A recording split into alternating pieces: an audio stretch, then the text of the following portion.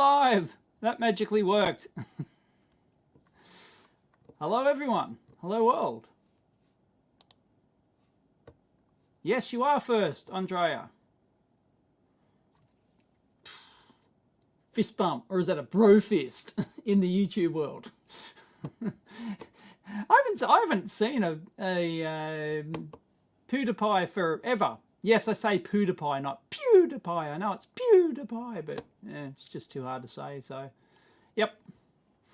Evening, Mike. Slane. Don't know what scowl is. Alien beer. Okay. For those who don't know what I'm talking about, I'll overlay it. I have no idea what that is. But, okay, it's got aliens. I'm in. Good day from Canada. Is it a good day in Canada? Have you gotten rid of your Prime Minister yet? It'll be a good day in Canada when you get rid of your Prime Minister. Just saying. Same here in Australia, where a federal election has been called. They waited until the 11th hour. They called the federal election. When is it? End of this? No. When is it? May, early May, something like that. I don't know the exact date, but it's only a couple of weeks away. Let's go! Yeah, total excitement. Of me just sitting here. Ian Scott Johnson in the house. It is tomorrow, Mike. Ingleburn. Wow. Which is, I'm going to say it's not far from here in terms of global. Ingleburn, it's not far. Oh, this is the Lewis Rossman waiting room, is it? Okay, right. Until the real live stream comes on. Right, okay. I'm just the warm-up act to Lewis Rossman. I'll take it. I'll take it. How you going? Hey, Common Sense Skeptic. How you going? Good. Good. It means cheers, does it? Slain Psycho? Okay, thank you.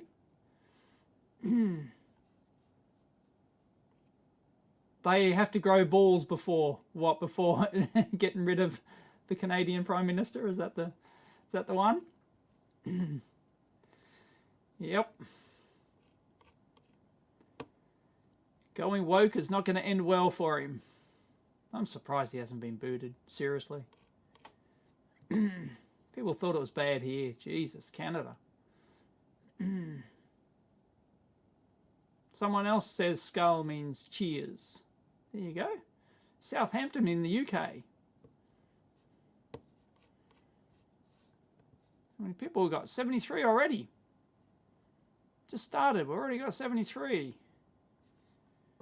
I just got on here because I just released a video like 1 minute before getting here. This is like heroic YouTube stuff. just released the video like 1 minute before I went live. I have no idea what the stats are. I have no idea how it's tracking. Finally, don't say I'm don't say I never complete things. Well, I haven't completed, but it's only been 7 months since I did part 1 of my AC tutorial series, and I finally got around to releasing part 2. And part 3's in the can. Well, it's almost in. It's in the edit can, anyway. Because I did this on. I did this poll on my Patreon.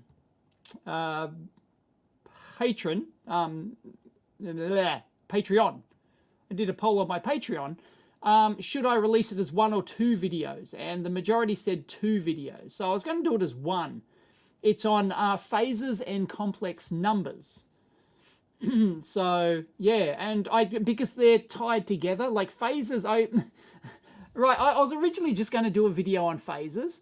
And then when I actually went to the whiteboard, I thought, nah, I can do this in 1 video. I'll do like a quick, less than 10-minute thing on phases, and because it's just add in what phases are, how to add phases and stuff like that.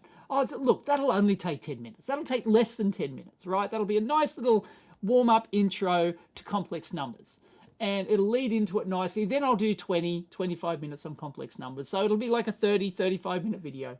And you know what happened, of course. I shot the phase a bit, so I went to edit the phase a bit just to see how it was tracking.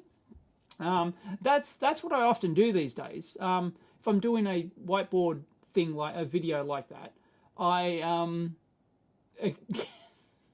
completion is overrated, says Ted. Okay. Yeah, I often do that. I'll get like halfway through it at a point where I think, oh look, I better go check this, like, you know, edit it, because like I have no idea. Once when I'm doing these tutorial videos, I don't have a plan. There's nothing written down. I set up the camera, I erase the whiteboard, I draw the title, I press record, and I just start thinking of stuff, right? There's no, you know, I might sort of have something in my head of like, well, of course I have something in my head of, you know, the way it's going to go, but I don't know what I'm exactly going to say, how I'm going to approach it really. Maybe I've got like a general approach, but like, yeah, I don't know how it's going to turn out. So I take the card out, turn off the lights, studio lights. I walk over and switch off my wireless mic. I go over, I edit the video to see how it's actually tracking and to see how much time I'm taking. Like, am I waffling too much? Because I don't know. Like, I think it was 40 minutes of raw footage. It was 40 minutes of like raw, you know, but when I do that, as opposed to my bench, I just leave the camera running. So I just leave it running for the, like, you know, so it was like 40, or I stopped and started a couple of times, but it was basically 40 minutes of raw footage, and that got down to 20 minutes edited, you know, because there was a lot of blank periods there as I'm, you know, just wandering around, just, you know, going, what am I going to do next, kind of thing. So 40 minutes of raw footage, 20 minutes edited, and I thought, nah, that's way too long just for phases. Yeah, so if I took 20 minutes for phases when I thought I'd take under 10, then you know that I knew that complex numbers would be even longer. So I knew I was tracking towards probably a 50-minute video, 40, 50-minute video, 40 minutes at absolute least. So yeah, 45, 50-minute video at least. And I was right. I shot my, I haven't finished editing the complex number version. So yeah, it would have been like a 50+ minute video. So I think complex numbers will be under 30 minutes. And it should be, it's not that complex. So anyway, yeah, waffling now. I'm waffling now. Yes, I'm audio out of sync again. That cannot be me. The audio out of sync is not me. Audio seems a bit delayed. Lewis did a 5-hour drunk live, did he? What did he do? He cracked his window or something? I saw him, like, he was walking back to his, does anyone know? Like, I know he's got a cracked front window, and he mentioned don't do it while drunk or something.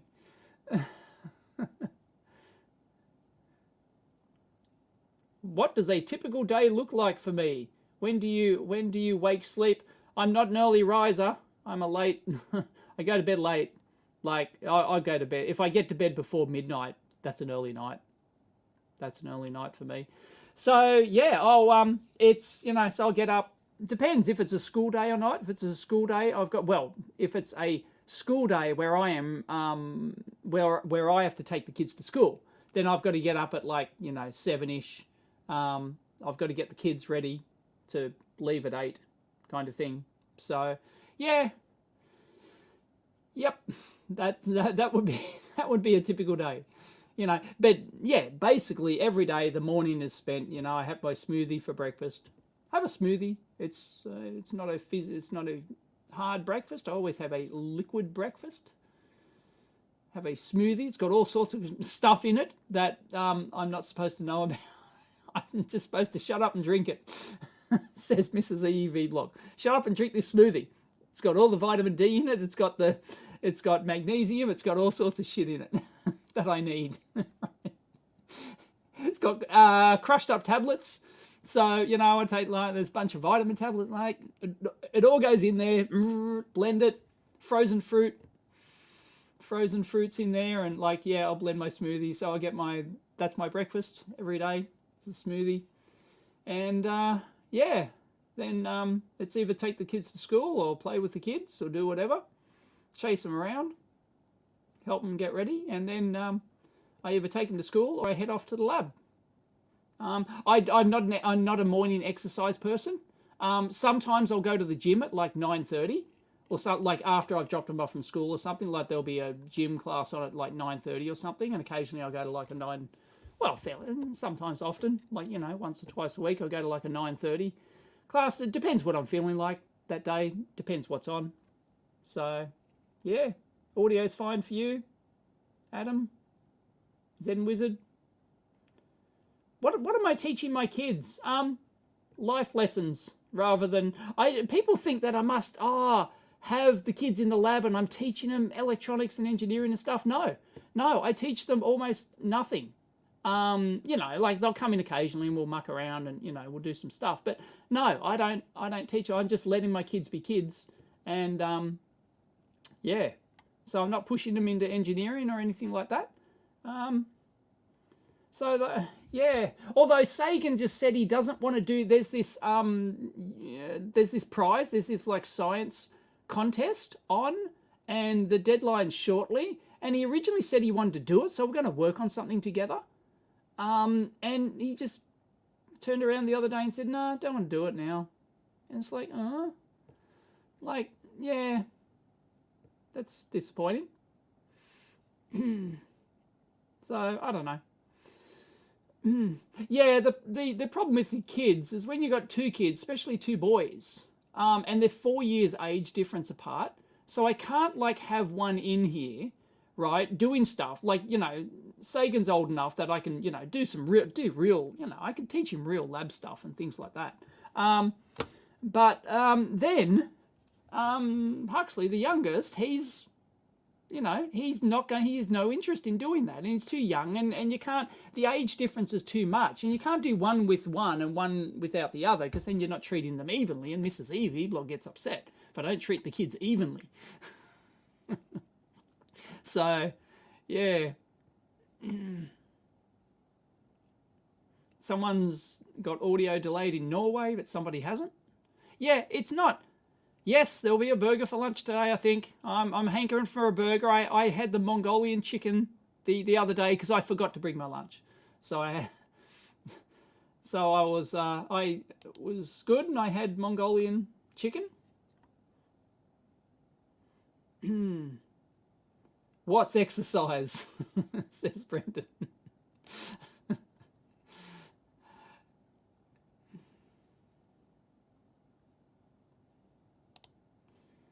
Hey Omar, thanks for joining me as I work in the shop. No worries. That nighttime solar panel debunk was great. I saw the news headline and knew you were going to address it. I copped a fair bit of flack over that one. Well, on the forum, by fair bit of flack, I mean there's probably like 3, 4, maybe 5 people on the forum saying that no, I shouldn't have done that.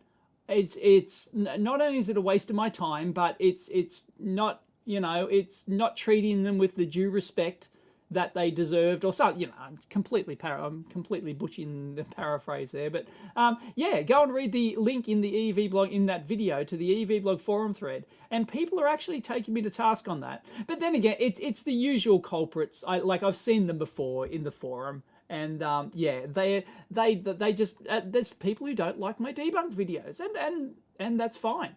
Right? My Amp Hour co-host, Chris Gamble, he's on the record on the Amp Hour is saying he does not like my debunking videos, right? He does not like me doing them. He thinks there's no value in them whatsoever. He thinks there's no value in debunking videos, and I should not do them. It's just like negative, you know, it's like, you know, so he's one of the people who's on the side of, look, no, I only want to put positive things into the community, right? And they don't see the value in debunking at all. Is there anyone else here? Is there? I'll catch up to the chat. Is there anyone else? Oh, John, thank you. I'll get to your thing in a sec. Oh no, I don't have to. It's not a question that needs answering. Thank you very much, John. Thanks for all your countless hours of educational entertainment. Thank you very much. Hopefully, I'm getting back into the educational part of it with my my next 2 videos. Well, the one I just released this morning is a tutorial, and then it'll be part 3 because I've done it. I just have to edit it, so that'll definitely be. And then there'll probably be another couple of debunking videos because I'm currently sitting on 2 other debunking videos that I want to do. In fact, possibly 3. That's in addition to the solar one I just did. In fact, I have actually released. Those on Patreon have seen it.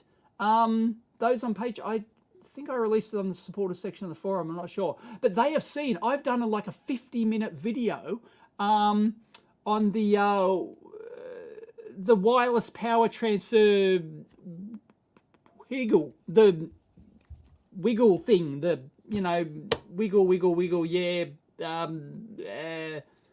what is it? Yeah, RF energy harvesting. RF energy harvesting. I've done a 50-minute video on that, and that was video number 1466 or something, and I uploaded it, but it was too long. I thought it was too long, and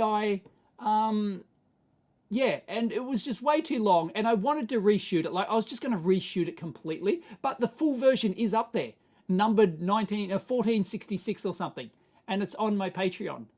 In fact, I'll get it now, and I'll post it here for anyone who's interested, because the video is up.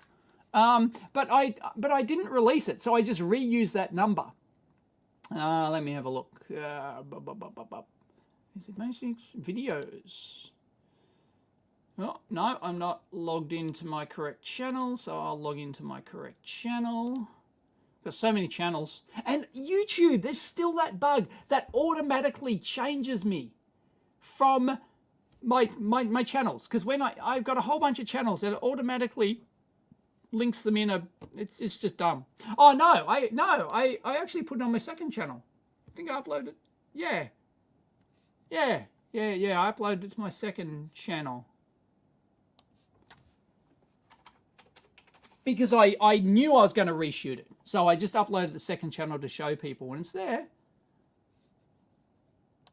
Hang on.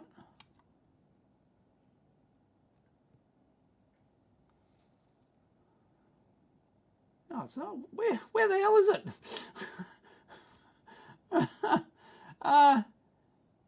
Where?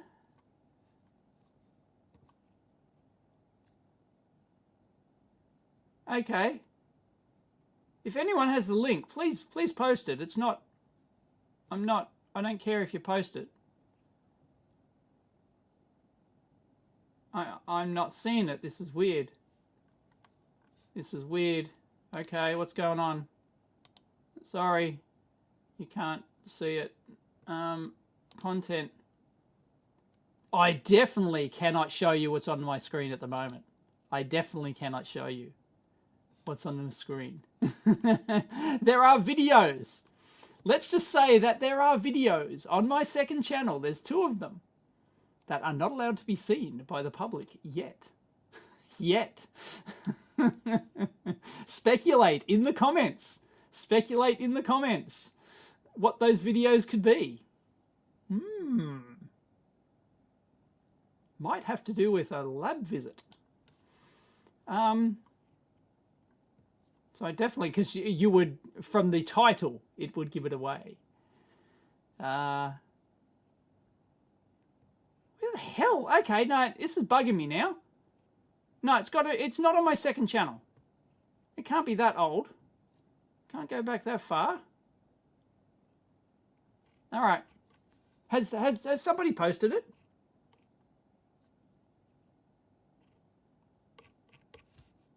No. I'm going to find it, damn it. I will find this. I am not going crazy. I uploaded a video. A 50-minute video.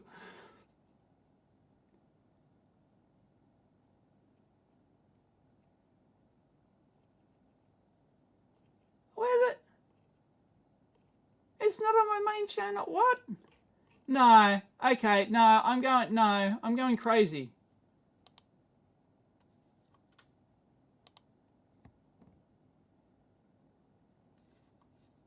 Content.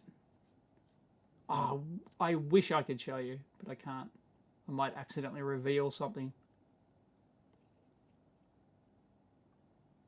Well, there it is. There it is. Yes, it is on my second channel. It's only got 113,000 views. 113 views. 113 views. Copy. Yeah. Oh, sorry. That was an effort. There you go. Wiggle. 50-minute wiggle video. Is it 50 minutes? 54 minutes. That was just, oh man, if you want to hear some waffle, Jesus. It's basically me just going through the same wiggle shit again. But yeah, they're raising more money. So there it is. If you want to watch it, go for it. Yeah, I was just going to like reshoot it completely. I've still got the windows open. I've still got all the tabs open. I've still got a window with all the tabs. In fact, I've got 3 browser windows. I've got 4 browser windows open, each with a whole bunch of tabs, and they were for debunking videos I was going to work on. So I've got my main daily use one that pops up, and I've got 3 other windows actually still open with tabs and everything. Thank you very much, Eric. I respect Chris Gammel's desire to be positive, as do I.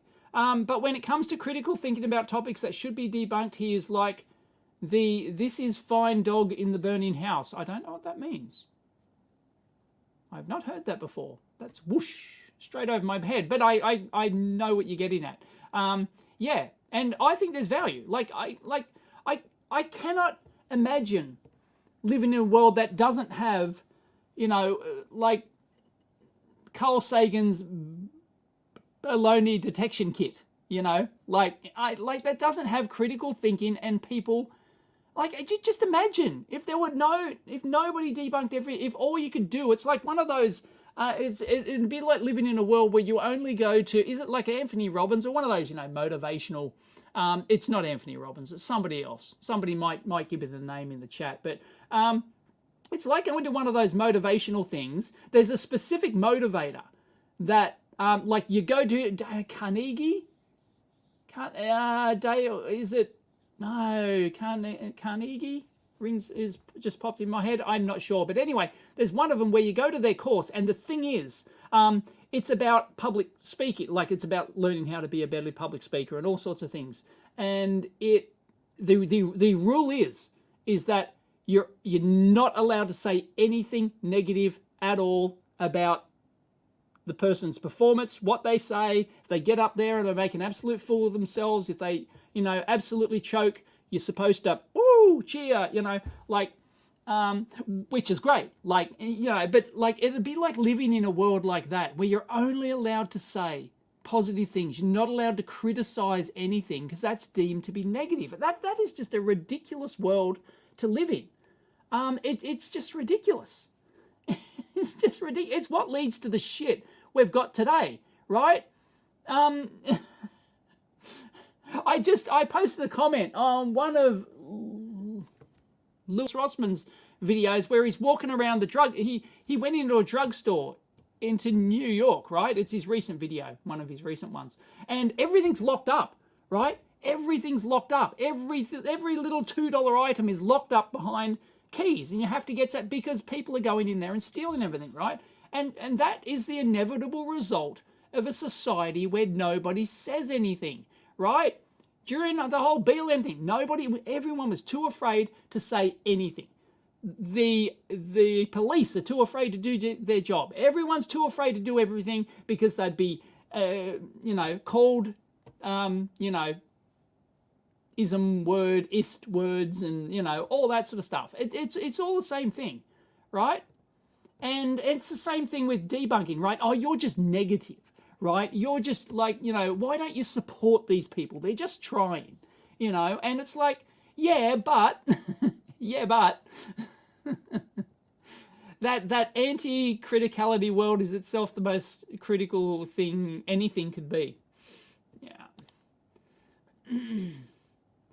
You want to see more debunking videos of something retro? And debunkers are like short sellers in the stock market. Nobody loves them, but they perform a public service in keeping things honest. Yeah, Jody, that's, yeah. I'm not saying saying that, nobody should do this is just insane thinking. It does not lead to a better world. Okay, call me negative, call me, there's people who call me, anti-science, anti-innovation, right? Anti-innovation, because I'm not letting solar roadways do their research, right? It's just ridiculous. Have I thought about diving into the Bugger Tagano HDMI protocol? Oh, not really. geez, I haven't touched HDMI stuff in like 15 years. Yeah, cool, proper high-speed analysis. Yeah, maybe. Yeah, I've got some diff probes, you know. I've got some high-speed diff probes. What's the HDMI data writer? I can't even remember. I can't even remember. Right. So yeah, if you haven't seen it, I got my Tagano microscope back. They put a new board in it, and the same thing happened. Now, they did actually contact me after I published that video, that follow-up video, just yesterday or day before. And they wanted me to do a test where I use the USB 3 out. In fact, I was going to do it for this live show, but I didn't have time. I was too busy releasing that video before I came here. So yeah, I was going to connect. So they want me to do it, stream via that same signal via the USB 3. And they wanted me to see if it did anything. So who would like to see me try and attempt to do that now? But I'd have to set it up, and I don't know, what have I got? XSplit, maybe I could use XSplit to use as a video monitor thing, I guess.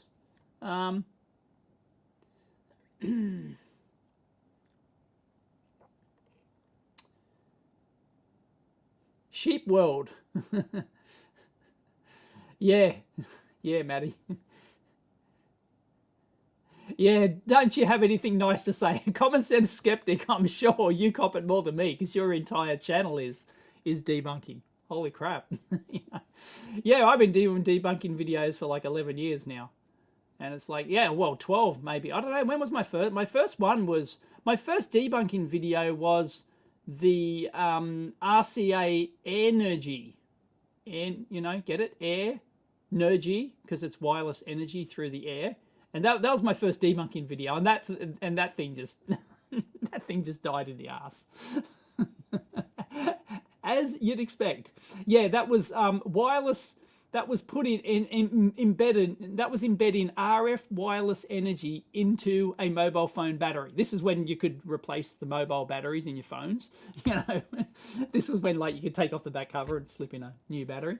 Yeah, it was wireless batteries in your. Yep, wireless energy harvesting batteries from Wi-Fi signals, from Wi-Fi.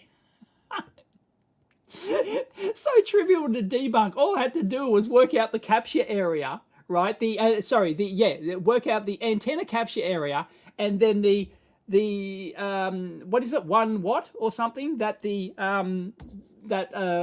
is the maximum power of the Wi-Fi transmitter, and then work out the spherical radius and work out the capture area versus the spherical radius, and with 1 watt transmitting power, even at 100% efficiency, you still get like 10 milliwatts or something, right? It's ridiculous.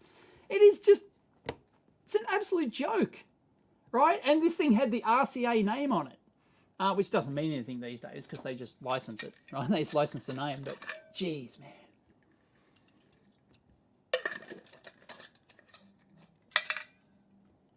Yeah, hate speech bullshit. Can't wait for Elon Musk to buy Twitter. Hey, because it'll be fun as shit. It'll be, hilarious. Don't harm the snowflakes. Yeah, exactly. I think I perform, and common sense skeptic and other debunkers. There's so few of us. There's not many, right? Jeez, what is there, a handful? Who can name all of the debunkers? Name all of the debunkers, right? There's me, Common Sense Skeptic, Thunderfoot, Medi from Electro Boom does it occasionally. He does like free energy debunking and stuff like that, right?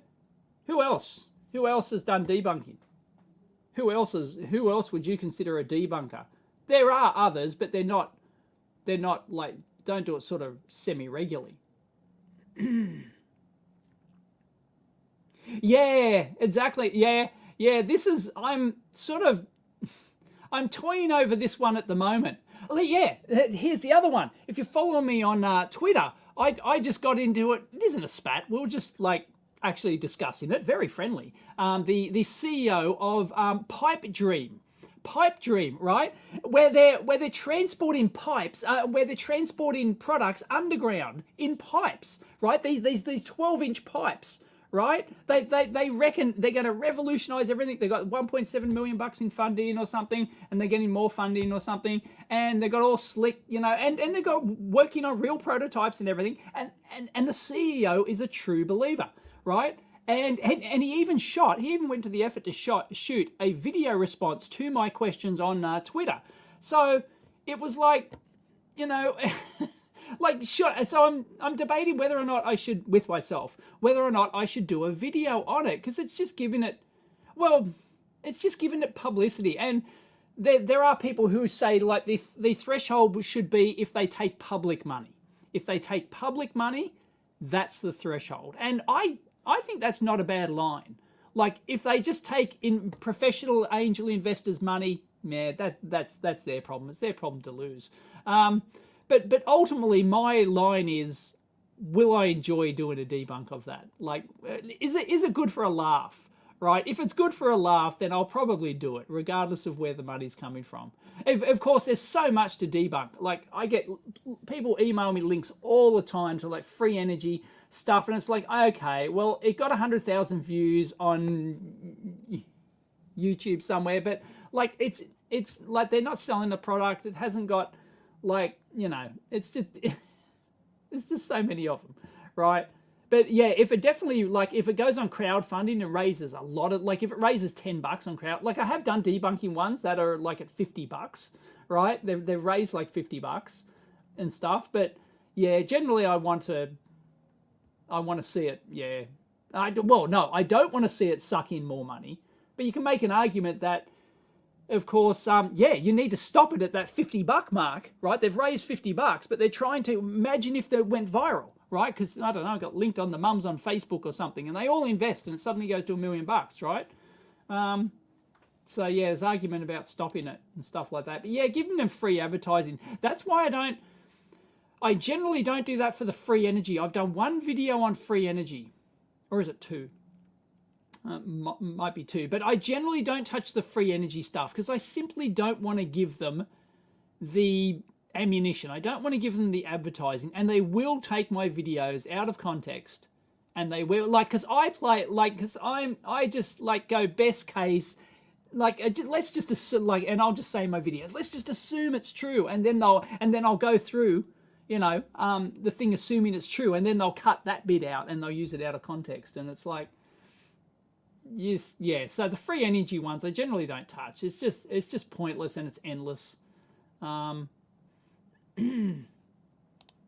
you're employed. I'm now employed as an EE at a certain fruity company. Excellent. That would be the banana company. I've been watching your videos since I was in high school. Definitely prepared me well through college and industry.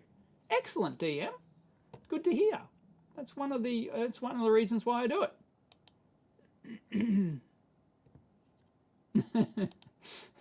Titanic sinking. We should get into the lifeboats. You're just being negative. You should support the ship. No, I have no idea what a crypto dash cam is.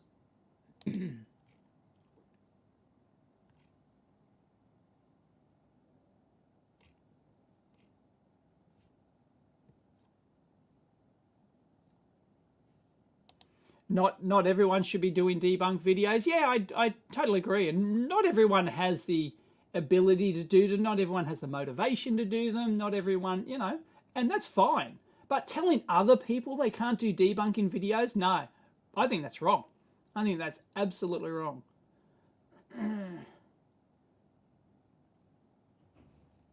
Yeah, see, would I have ever done a Solar Roadways video if it was their own money? Maybe not. See, because it wouldn't have made anyone's radar if it was their own money, right? It was because it was the crowdfunding thing, and you know, it raised like, what is it, $1 million, a couple of $1 million on Indiegogo. Was it Indiegogo or I think it was Indiegogo? Yeah, it's just nuts. And then big companies started to do it because it was trendy, right? I've only played with SDR a little bit. Not much. I've got a couple of SDR dongles here, and I've used them for some stuff, but not really into it. Oh, sorry, I'm way behind on the chat. Like 10 minutes behind. People said, do it, do it, do it, Dave. Right, as opposed to... Oh, Clive, yes, Clive does debunkings. Adam something, yeah, Adam something does. Although, I've done a video debunking Adam something. So, yeah, Adam something did electric buses, right? And he said they're a scam. And I went, no, here's the data, they aren't a scam. And I went through his point, and he has not done a follow-up video debunking my debunking. So, yeah, even though he said he would. I think he realised he's got no leg to stand on. I think I pretty thoroughly thumped him in that one. I think he's just wrong. Like, you know, as always, right? You know, not everything he said is wrong, right? There are, you know, there's some truth in some of it, and that's like, that's always the case. Yes, Def Palm, you should do some debunking videos. Debunking's great. It's good fun.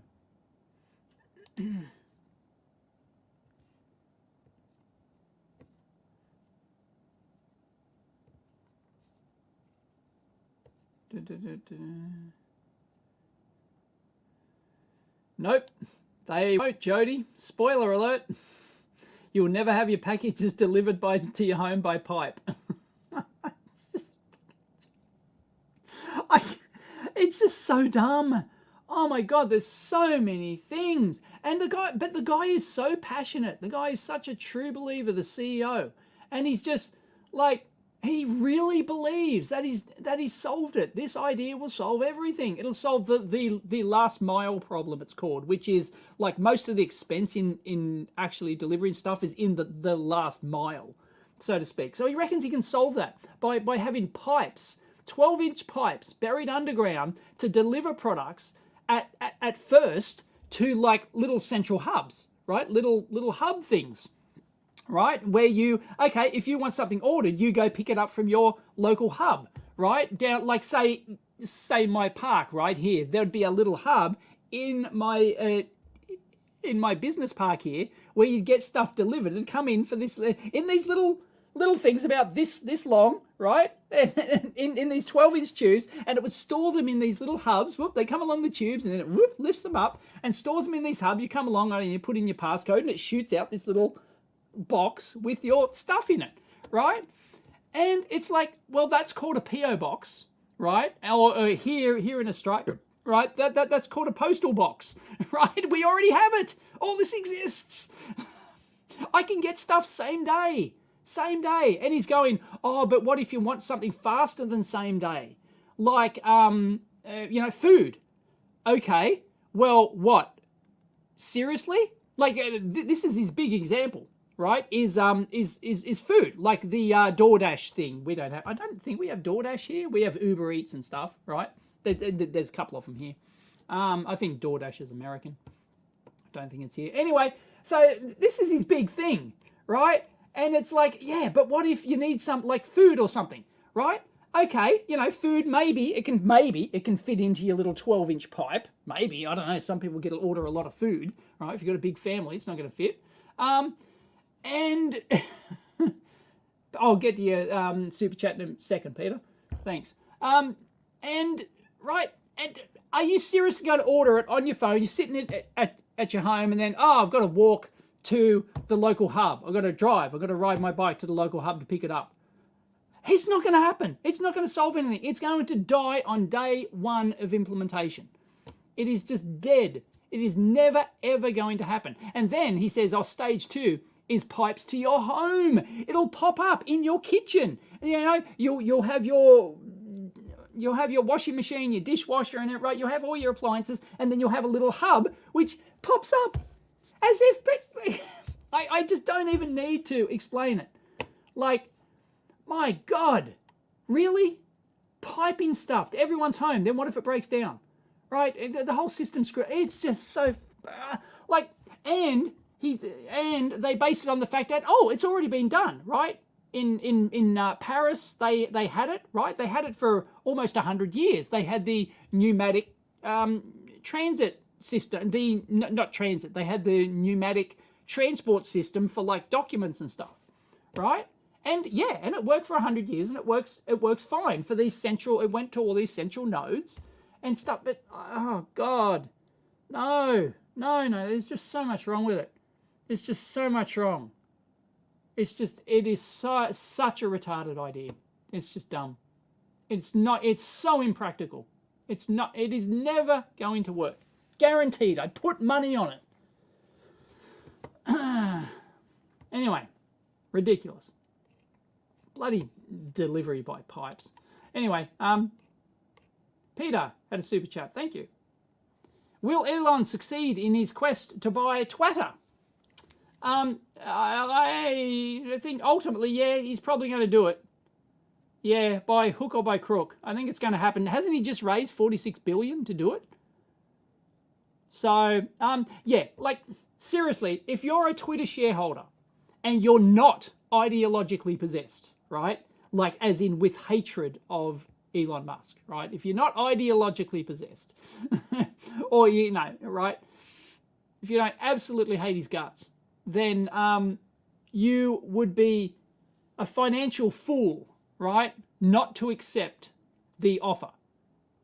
Because like if he comes to you with a tender offer, a direct tender offer to buy your shares at a premium, and you're a financial idiot if you don't take it. If you think Twitter, right? If you think Elon's going to fail and he's going to go away, and then Twitter's going to rise in value, you know, and Twitter's going to come good, and it's going to, you know, make good, and you're going to make even more money if Elon doesn't buy it. No, you're an absolute fool. You have no idea. You have no clue whatsoever. You're financially clueless, and you're corporately clueless. You're socially clueless. You're clueless about Twitter. Twitter's been going down the toilet, right? As a company, financially and as a company, for a long time. And Elon's going to come in, and Elon, seriously, if Elon buys it, right? Let's see what happens if Elon buys it, right? Elon buys Twitter, okay?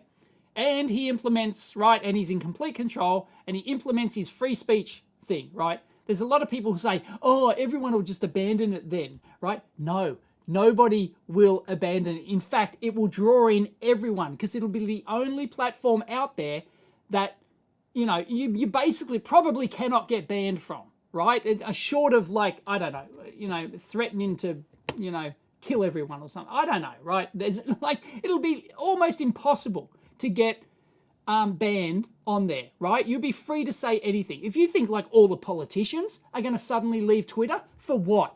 For what? Everything else apart from Twitter is deemed to be extreme right-wing nut job central, right? There's nothing. They're going to stay on Twitter. Twitter will be the place to be. It'll suck in everyone else from every other platform, right? Everyone will want to go back on Twitter because they know they can't get banned anymore. It'll be the free speech platform, right? And it's, Fran has been on Twitter since 2018 and you're never going back. That's fine, Fran. Well, sorry. That's where everyone will be. Seriously, if you think Twitter's big now, you ain't seen nothing. If it becomes the free speech platform, it'll be the place where everyone goes. By default, it'll be like, it'll just suck in so many users from all the other sites. Yeah, there'll be no contest. Well, there currently is no contest, right? Where all the politicians are, where all the influencers, like, just read any mainstream media, right? All they say is what so-and-so said on Twitter. It's never reported, oh, what so-and-so said on Gab or on Facebook or on, you know, well, maybe Facebook would be the second nearest thing, right, is what somebody said on Facebook. It's only probably because they've been banned from Twitter or something, I don't know. And yeah, no, it's, like the news just report on, it's where all the journalists are, it's where all the politicians, it's where everyone of note says something is on Twitter, right? And that's even with all the current ban-ins and everything, right? Where bloody, you know, where they've been banning people like crazy. It'll be the only platform in town. Guaranteed. Mark my words. I will not be wrong on that. If Elon turns it into, you know, if he unbans everyone and it's almost impossible to get banned, it'll be the only place to be. Unless you want to throw a little, you know, there's a couple of extreme leftists who'll throw a hissy fit and they'll quit, right? Where are you going to go? Where? No, they'll be back. They'll be back, right? Yeah, if Elon doesn't buy Twitter, it'll go down in months. Yeah, it'll tank in the share price. Definitely, absolutely, it'll plummet if he just completely pulls out of it and has no interest in it anymore. If that happens, and which is still a possibility, you know, he might just give up. I don't know. Then yeah, it's just going to tank financially, and then it'll just continue its never-ending downward spiral as they continue to ban more and more people. Yeah, it's just stupid, right?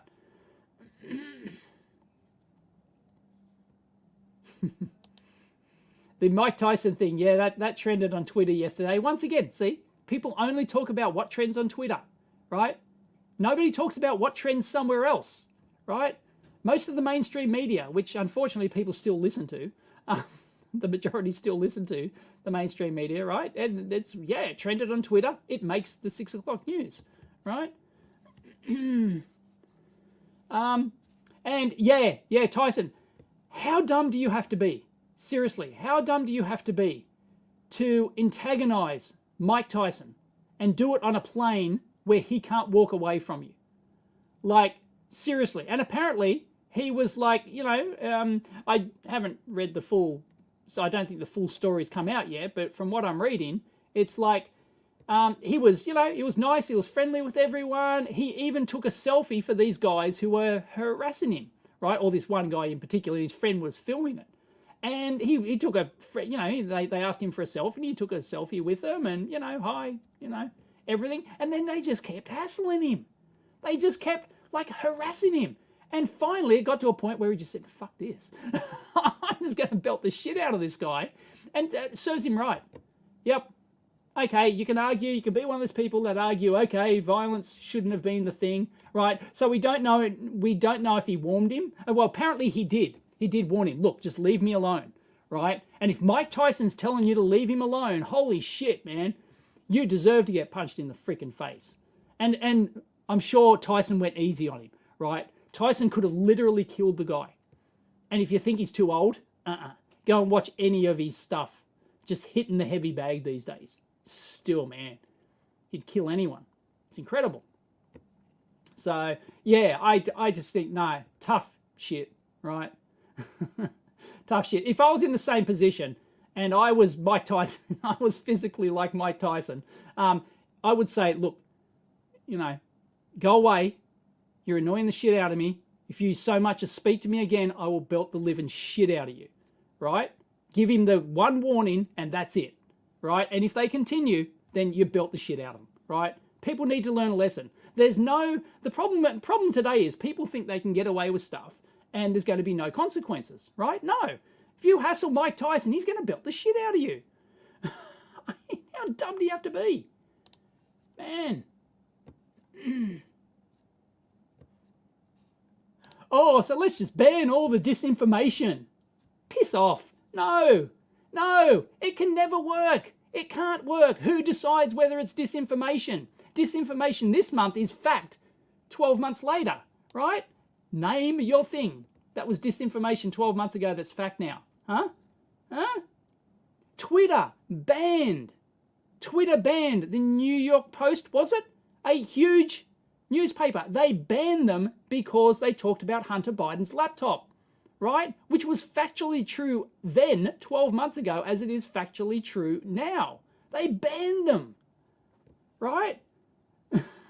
You're never going to get disinformation right. Don't even try to start off with doing the disinformation. No, right? Don't even try. It does not work.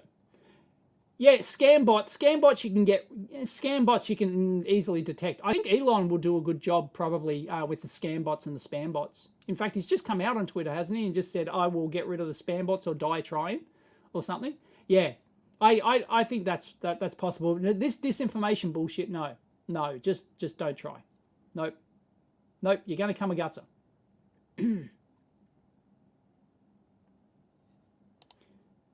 Musk moves forward in Twitter indicates he's lost interest in Tesla and those shareholders will sell off.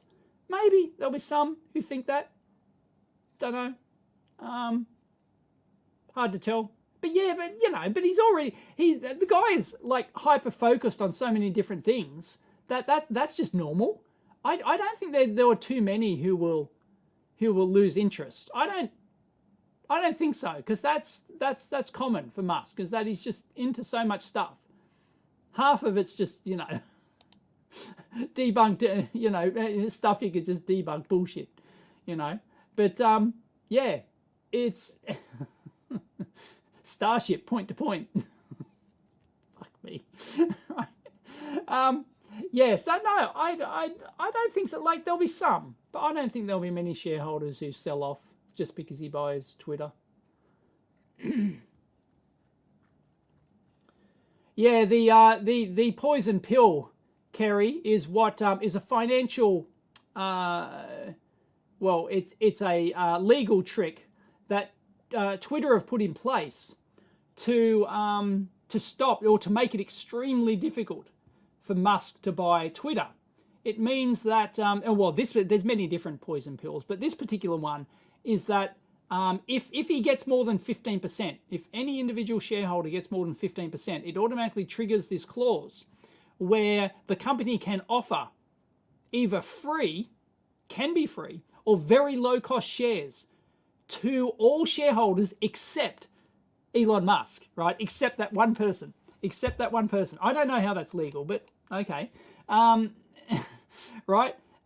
So they offer really discounted or even free shares if they have to all of those shareholders, and that dilutes the share pool. So you're effectively, like, it literally is a poison pill. It will kill the company. But they've determined that they would rather kill the company than have Elon take it over. And this is after, right? This is after, welcome to the board, Elon. Back when they thought they could control him, right? Because they put that clause in saying he's not allowed to own more than 15%.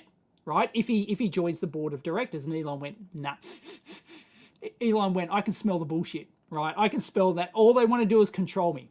They think that they can control me by getting me on the board. And so he very correctly smelt the trap. And they, and now they're willing to kill the company. They're willing to dilute the shares so much if Elon tries to attempt to buy more. So, yeah, I don't know.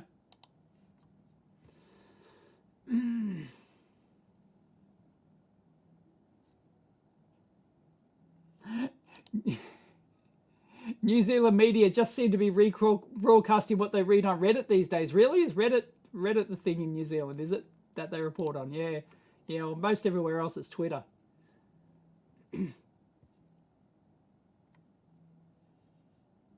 Yeah, that's a really cool iron, that JBCB Byron, as I call it.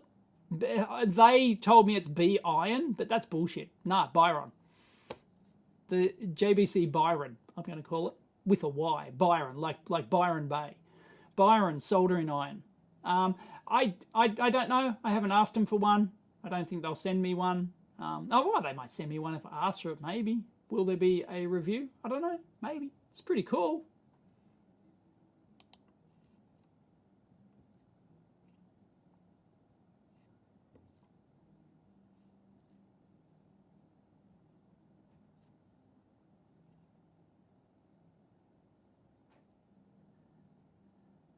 Everyone agrees that the Tyson was in the right. Everyone agrees the guy deserved what he got. Seriously, I mean...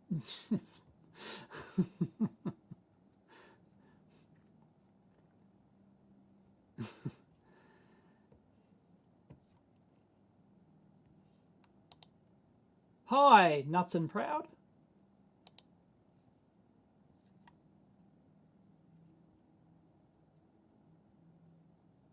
Okay, I'm going to have to catch up. Boom, I'm caught up. Caught up to the chat.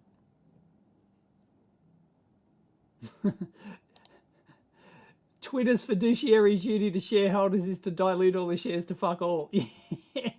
Seriously, I could see a class action lawsuit, a shareholder class action lawsuit coming against the board of directors. If they think that they're somehow protected, no, they can get sued personally. You're personally liable as a director. Being a corporation, that protects the corporation. It does not protect you as a director. That's one of the risks you take on as a director. If you do not, people can sue you personally, right? If they're doing this, I don't think there's any way. If there was a class action lawsuit against the board of directors or some people on the board or the entire board, I don't know, then I don't think there's any way they can defend themselves and say, we're doing this for the good of the company. I don't think there's any way they can defend that. No way. No way. They're gone. They're gone. And of course, those sort of court cases can drag on for years and you've got to have a shit ton of money and, everything else. But yeah, I don't think they can defend that. I don't think there's any way they can defend that as being in the best interest of the shareholders. We're going to adopt this poison pill and we're going to reject after happily accepting him. Remember that. They welcomed him to the board. They offered him a board seat, right? Elon, you don't automatically get a board seat. They offered him a board seat, okay? They welcomed him with open arms. And then once they realized that he wanted to, actually make some changes, they went, we're going to screw the company, dilute the shares, screw the shareholders over. Wow. No, I think they're in deep, deep shit. I think the board of directors are better off taking their golden freaking parachute, whatever they've got, and just running for their lives and letting Elon do it. Because if I was on their board of directors and I hated Elon, if I was in their position or if I was advising them, I'm sure they got advisors, but I don't know, maybe not. Morgan Stanley, I think, are the ones advising Musk. They're the one handling. They're the ones advising him. But anyway, yeah, if I was advising the board of directors, because you've got to listen to a engineering YouTuber, right? He knows everything. If I was advising them, then yeah, I would tell them just take your golden parachute and run for your life. Run for your life, right? Take the share offer. Actually, most of the board of directors do not have shares. Do you know that? That just came out. Most of the board of directors of Twitter do not have hardly anything, if any, shares in Twitter at all. So I would just take their freaking whatever parachute they can get and run for their lives. Because if a lawsuit starts, then they're in serious trouble. I would not be wanting to try and defend that. I don't think they can.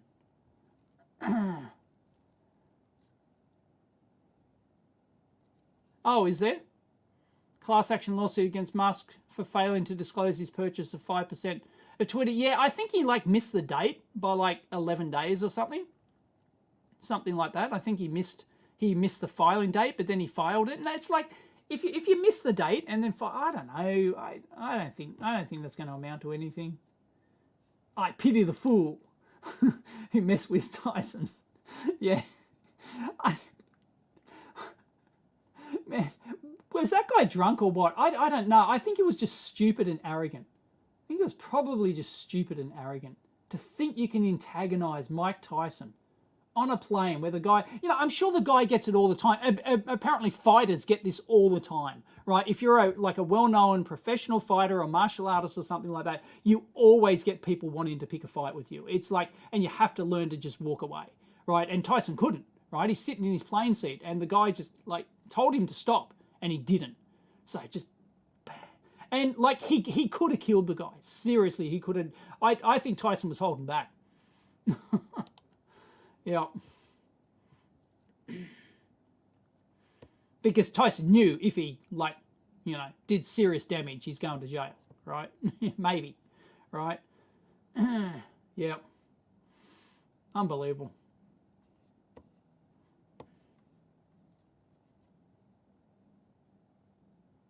Oh, what happened to test? People want me to test the Tegano. Lawyer's paradise.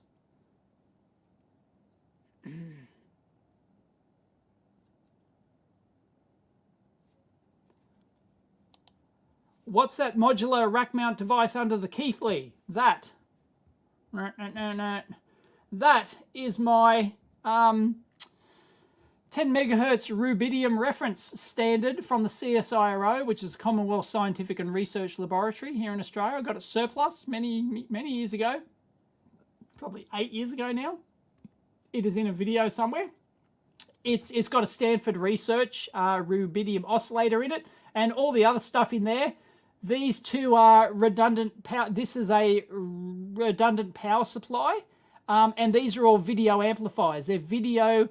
And they use video amplifiers to distribute the 10 megahertz signal because it's just a sine wave, right? So they use video distribution amplifiers to distribute. So it's got a whole bunch of outputs on the back. It's got like 50 BNCs on the back. So I could have my 10 megahertz reference going to 50 instruments here in the lab. And it's got like 1 hertz output and 5 hertz and 10 hertz and other divider ratios. It is an entirely custom built jig for the CSIRO.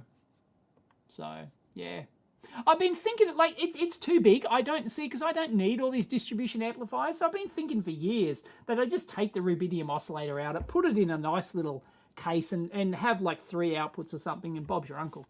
I don't know, but yeah.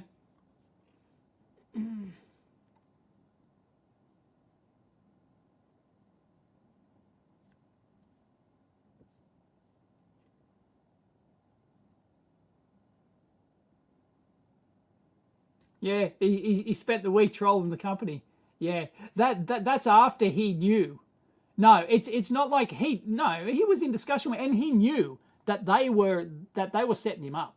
He knew it was a trap, so he didn't take the bait. Yeah, I don't know if he'll create if he doesn't buy Twitter, if he just loses interest or it doesn't work financially. He will create a new social network? Probably. Yeah, I don't know. It's hard to say. Buying Twitter was the obvious thing. Like, actually, just making another one is just... It's like, I don't know. I don't know if that can work.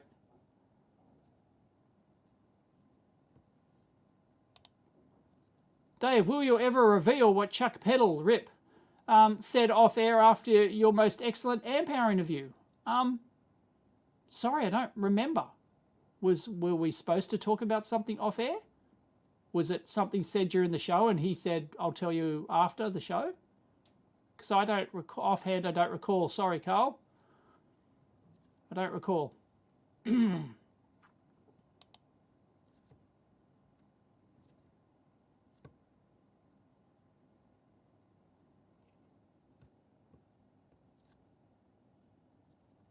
Yeah, board members not having shares is pretty common. Yeah, to expand their business, they not to have skin in the game. Yes, but yeah, no, I'm just saying from a point of view of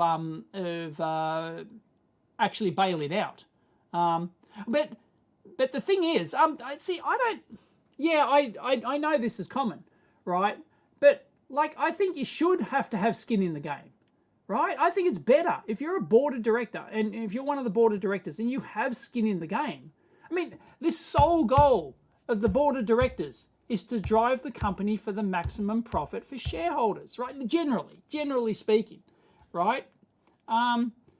It's like, it should not be, okay, we're going to financially destroy the company because we believe in this vision, right? That should not be the direct, but why would you buy shares in a company? Right? Why would you buy shares in a company if their vision was to not financially do anything with it, but was to, I don't know, have some vision or something, right? Very few people would actually invest.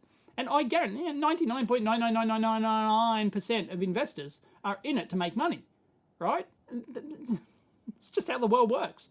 So yeah, I probably wouldn't like someone on the board who doesn't at least have a financial interest, and then it's in their interest to make sure the company is profitable, right?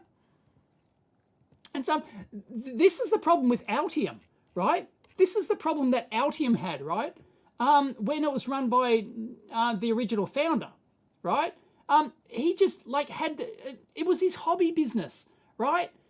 But because he had the most shares, right, and he controlled the board and everything, right, he could do whatever he wanted with the company. And all these shareholders, for years, for a decade, more than a decade, right, were just watching the company go down the toilet financially, because all he was doing was, you know, he had this vision for FPGAs and a vision of moving to China and a vision for modular electronics and all, you know, all these things that were never going to work, and it's just, yeah, and it's only after they booted him out that, you know, Altium went from 10 cents a share to $50, right? Because they finally got him out, because he just ran it like a hobby business. Nice guy, absolutely nice guy, right? But he had these wacky visions of what he wanted, and he ran it as a hobby business. He didn't care, right? And that's the kind of company, in theory, you could get if you don't have, although he had a lot of shares, but he just simply didn't care about the money, you know. Yeah, so that's why the company was worth 10 cents. It was under cash value. For a long time, the company was under cash value. People, because everyone knew that it was going nowhere under his control. So that's why they actually had more cash. They had zero debt and more cash in the bank than what the shares were worth, right? It couldn't go any lower. It literally could not go any lower in share price because it was the cash value of the company. Right? Because it was purely a vision-driven company. Yep, and the vision was not, everyone knew was not going to financially work. And it was proven to not financially work over a decade. So, yeah.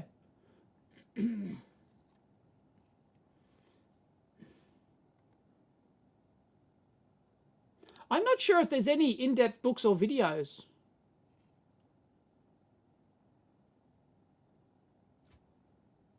Anyway, did anyone guess? Yeah, I don't know if anyone knows any good videos. I don't think I've done I've done videos on parts of oscilloscope, like using, you know, various aspects of scopes. Like, you know, I've done one on triggering and stuff like that, but I've never done a how-to basics. I'm sure there's many out there. I'm sure someone can post a link to one.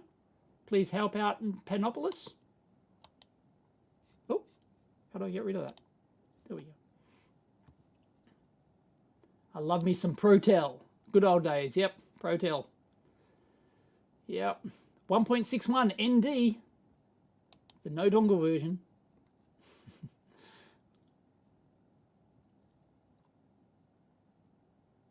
Do I have the $10 EMC scope on Odyssey? I should do.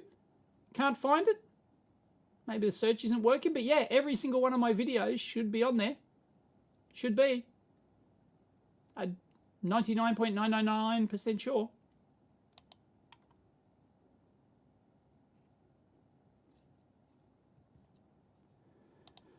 China lockdowns are bad. Feel sorry for the Chinese people. That's just shit. Yep, that's what you get with your totalitarian government. Yep. Yeah, no, it could get worse. I wouldn't think, like, I've seen the backlog of boats, and it's just insane. If your products come in by boat, you're screwed. You're screwed. So if you've got, you know, something big, for example, yeah. I should have bought my thermal chamber before the lockdown. I think I've got no chance of getting a thermal chamber if I order it now, because it's got to come by boat.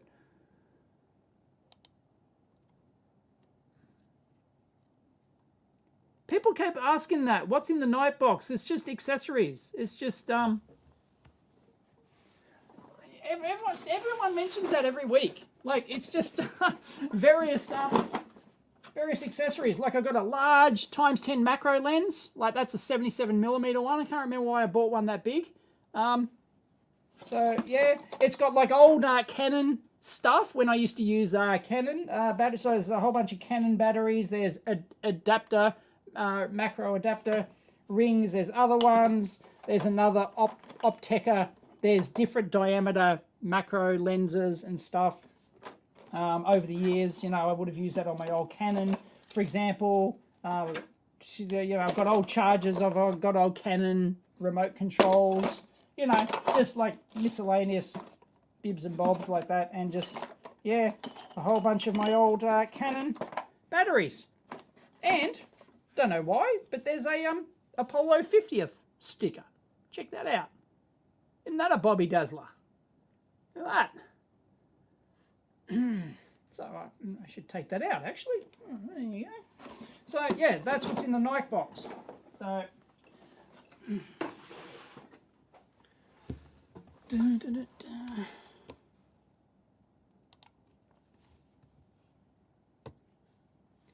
Yeah, Fran asked why didn't Elon just buy 51%? That's hard to get 51% on the open market.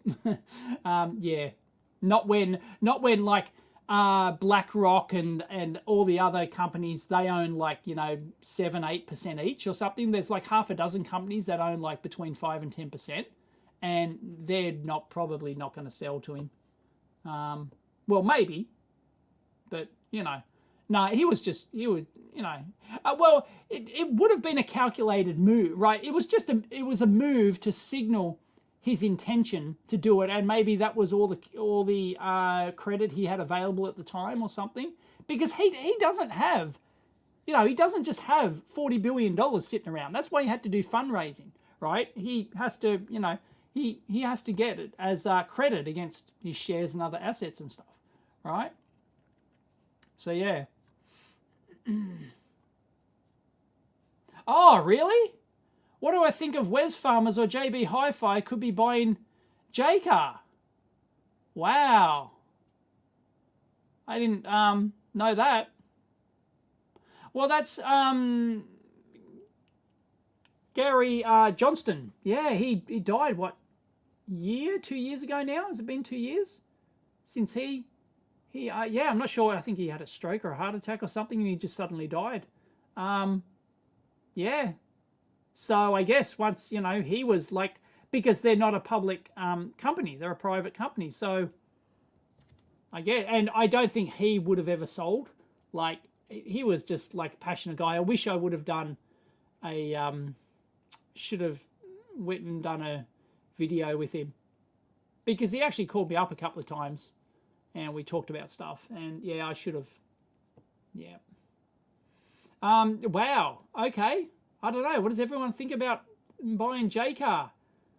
I don't know. I like, how profitable is J-Car? I think they do pretty well. They've got a lot of stores. It seems to make sense for JB Hi-Fi to buy them, I guess. I don't know. I would have but who's in control of J-Car now? I don't know. It's like did his kids get it? I don't know, because J-Car wasn't a publicly listed company. Was it? I'm pretty sure it wasn't. So, yeah, I guess. Yeah, like I guess whoever holds the controlling interest in J-Car now has no interest in running it, really, and that's fine. That's what happens when a private founder of a private company dies, I guess.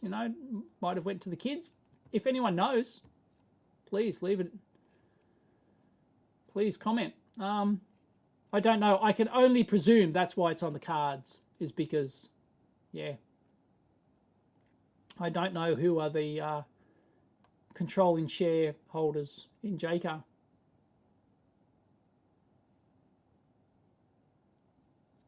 Yeah, probably Alan at W2AEW has a good scope for beginners.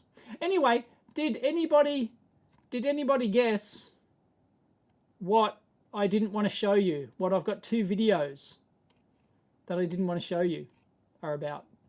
Does anyone want to guess? I've caught up in the comments now. 27.4 million profit J-Car, his family members, says Trevor.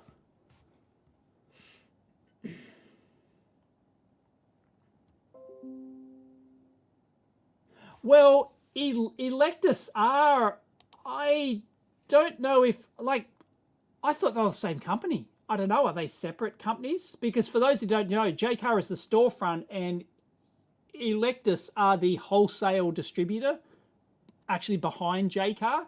But I thought he owned that too. So I assume it was, I assume they're part and parcel. I assume they're the one company. Although they might be trading as separate companies, but I think the shareholders own, I assume.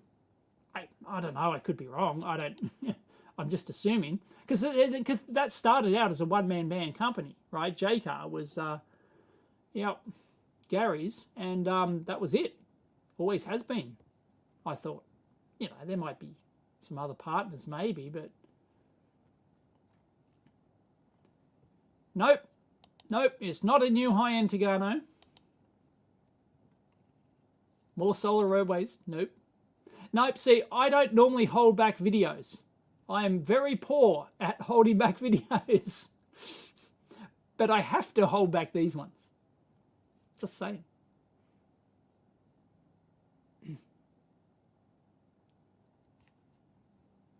Can on-street electric car charging in cities ever be practical?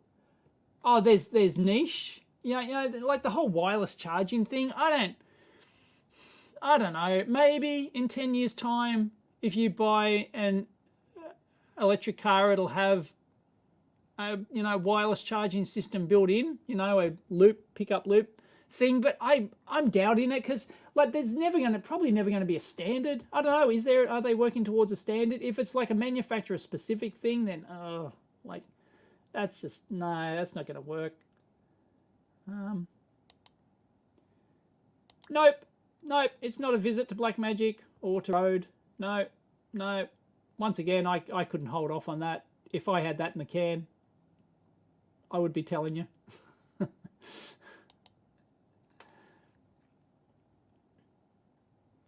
You need that 3D microscope at the trade show. Yeah, that looked pretty cool.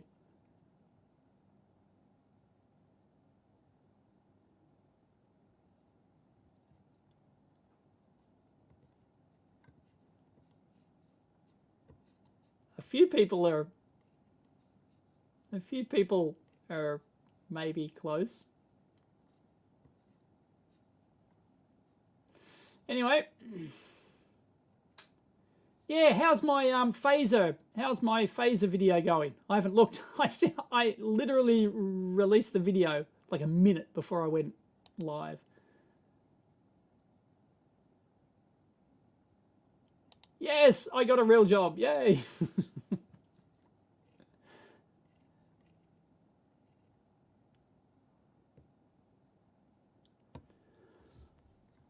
Oh, is it about something that's politically sensitive? No. I don't do political videos. I've done one or two in the past. A few people are getting there. Anyway, some people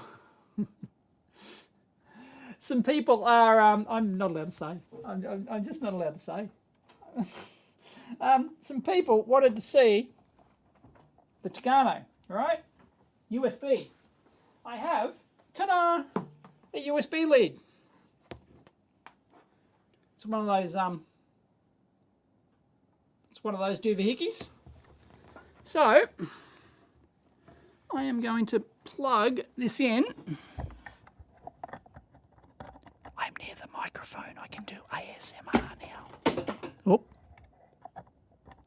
ASMR doesn't work when things drop in the background.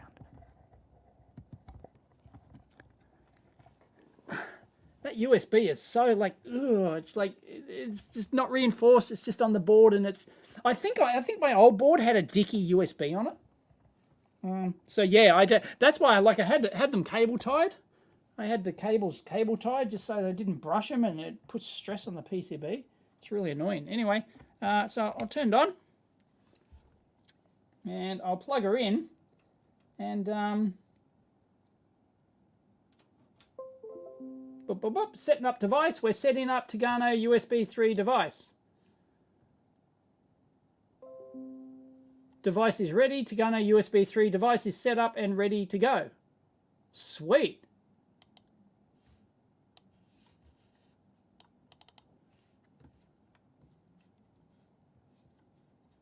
So I can share screen. Boom, boom, boom. Whoa! Whoa! Whoa! Sorry. Seizure alert. Damn. Hang on. Whoa. Okay. that is like, that was StreamYard? That's StreamYard. Because I can see it in my preview window down here. It's flickering in my I'm just doing my normal capture thing. Screen cap, because this is not going through, this has nothing to do with my Blackmagic ATEM. This has nothing to do with the Tagano. Well, maybe I can disconnect it and see if it goes away. It went away. Wow. Wow. The screen is not flickering. Like the actual LCD screen I've got up here is not flickering. It's fine, right? It's fine. There it is there. That's the screen I was sharing. I plug in USB. Watch. I'll do it again. Sorry. Flicker alert, right? I'll put it lower, right? It's lower. Okay. Watch this, right? So I'm simply screen capturing, right? Like I normally do. Like I do on the live show all the time. I screen capture, yet I plug this in to the front. So I don't see how it could be a Tagano thing. Like it's got to be like a USB bandwidthy Windows thing, right? And to do with StreamYard.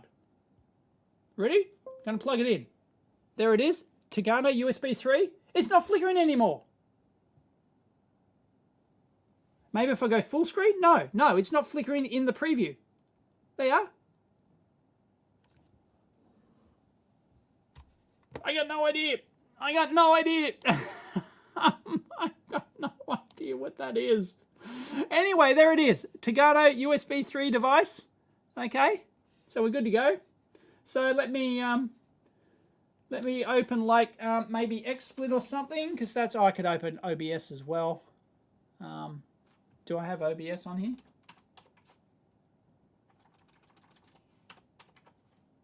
OBS Studio, let me try OBS. Because I think with XSplit I have to put in my new license. Alright, okay. Scene, oh, update now. Should I update to the latest OBS? Nah, skip. Main webcam input video capture device 2, so I'll add, sorry I'm not used to using OBS, media source, no, video capture device, Mantis, Tagano, there we go.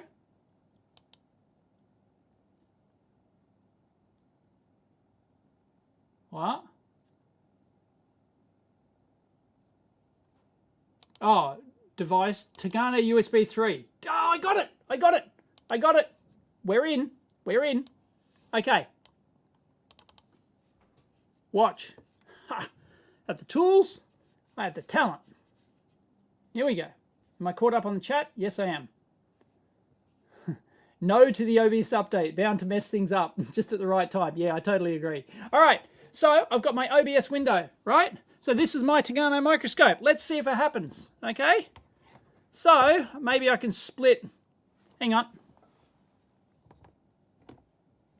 Hang on. Don't touch my camera, just in case. I have my tripod set up here, and for my whiteboard, and I don't want to disturb it, just in case I have to shoot some more material for the when I finish editing the. Let's just plug my hard drive in so I can record this, so I can upload this as a second video. So I will shoot a second channel video now, so I can send it to Tagano. Okay, here we go. Record. Check. Yep, all audio's good. Oh. Hang on. Whoa. Okay, now I'm getting no HDMI output. That's interesting. Okay, I'm going to have to do the PC screen. Okay. Turn on my camera here.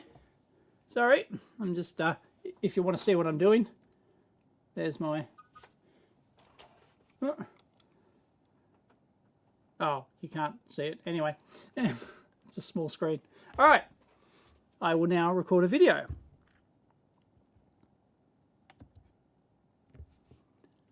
Hi, this is another video on the Tagano microscope. Oh, I better turn my studio lights on.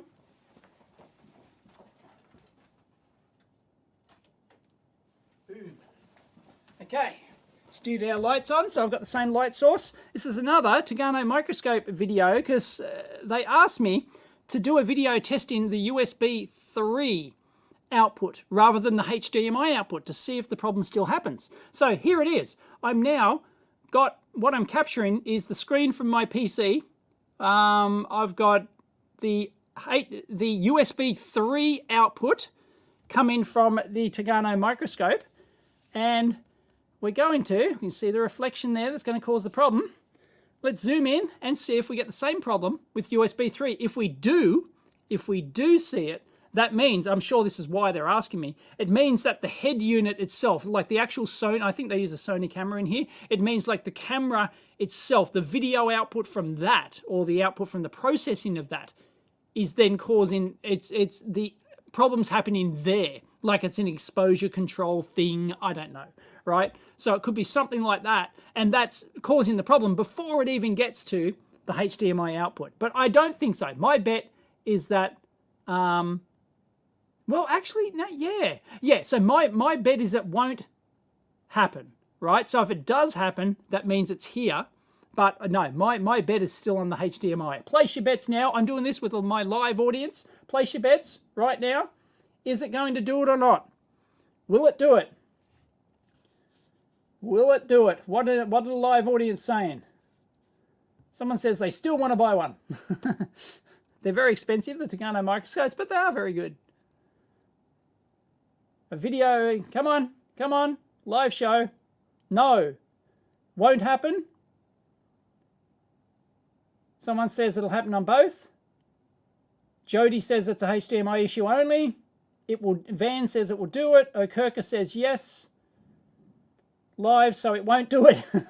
Maybe. No, you can't maybe. Yes or no. It will remain an issue.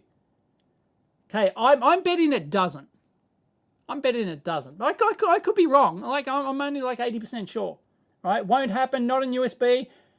Mike from Mike's Electric Stuff says HDMI only. There you go. So Mike's calling it same as me. HDMI only. Not on USB. Oh no, it's probably 50-50.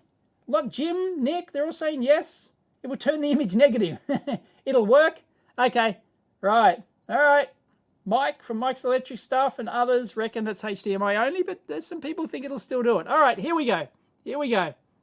Let's go in. Let's go in. Let's go in. Oh, focus, you bastard. Hello. There we go. Okay, that's where it happened before. I'm going to tilt it. It's not doing it. It's not doing it. There you go. It ain't doing it. It's a HDMI thing. It's a HDMI thing. So, yep. I thought it actually outputted HDMI at the same time, but it doesn't. My HDMI output's actually blank. So, yeah. All right. So there you go. It doesn't do it. And by the way, I was able to get it. It wasn't just the chip. I was able to get it just the solder mask too. But it didn't happen as much. The chip was really good. What if I... No, I'm absolute maximum magnification there. So it doesn't happen. So seems like it's a HDMI thing. Let me see if I can recreate the HDMI thing. So I will kill the HDMI. I'll pull out the USB. Right. And the HDMI hasn't come back. So now I'm stuck. Let me repower the Tagano. I think it used to work with both. I think I originally had both working. Oh, silly me. Ha! Helps if I plug the HDMI in. All right. Yep. That's embarrassing. Okay. Here we go. Yeah, because I was mucking around with external monitors, so... There we go. There we go. Okay, let's do it again. Let's do it again. Oh, well, no, look, I'll just do the Tagano. Here we go. There you go. So this is the HDMI output now. Turn off my oscilloscope. View at the top. Yeah, there we go. Straight into it, straight into it. Straight into it.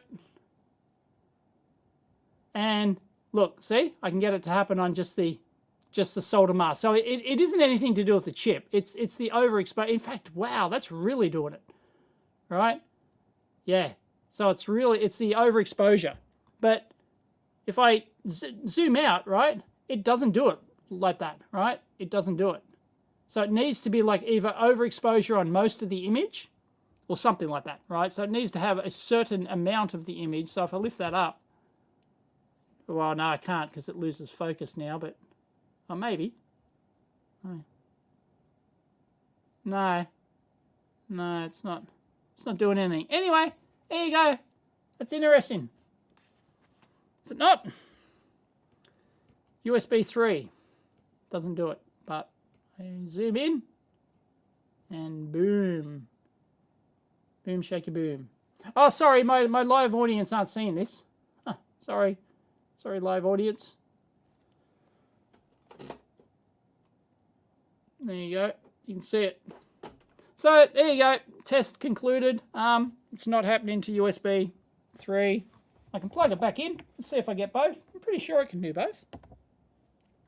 See if it works if I just plug it back in.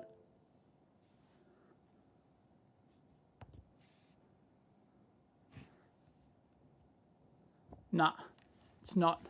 It's not restarting. Audio capture, video capture device.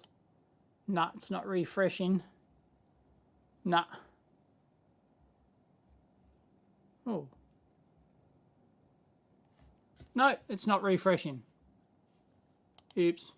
Don't know what's going on there.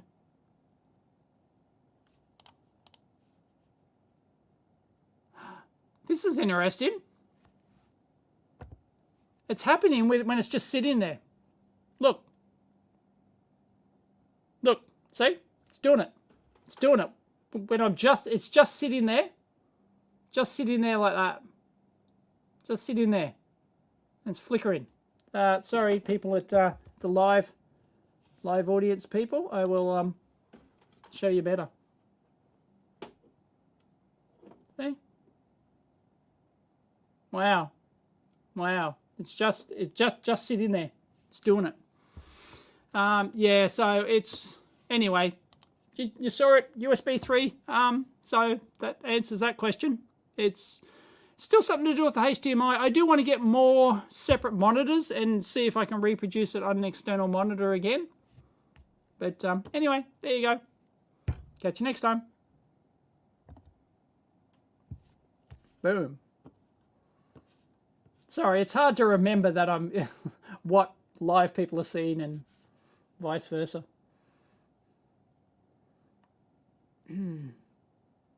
Yeah, sorry. You guys were not seeing that. I was focusing on what I was recording. So,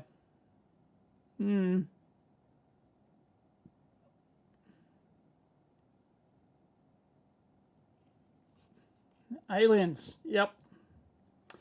There you go. So that's really, like, it's still flickering. It's still flickering. Yeah, look. Look. It's just sitting there. It's just sitting there and it's flickering. Wow. Wow. Although I did try an external monitor and I couldn't get it to do it again, but I think it's only a certain external monitor that it happens on.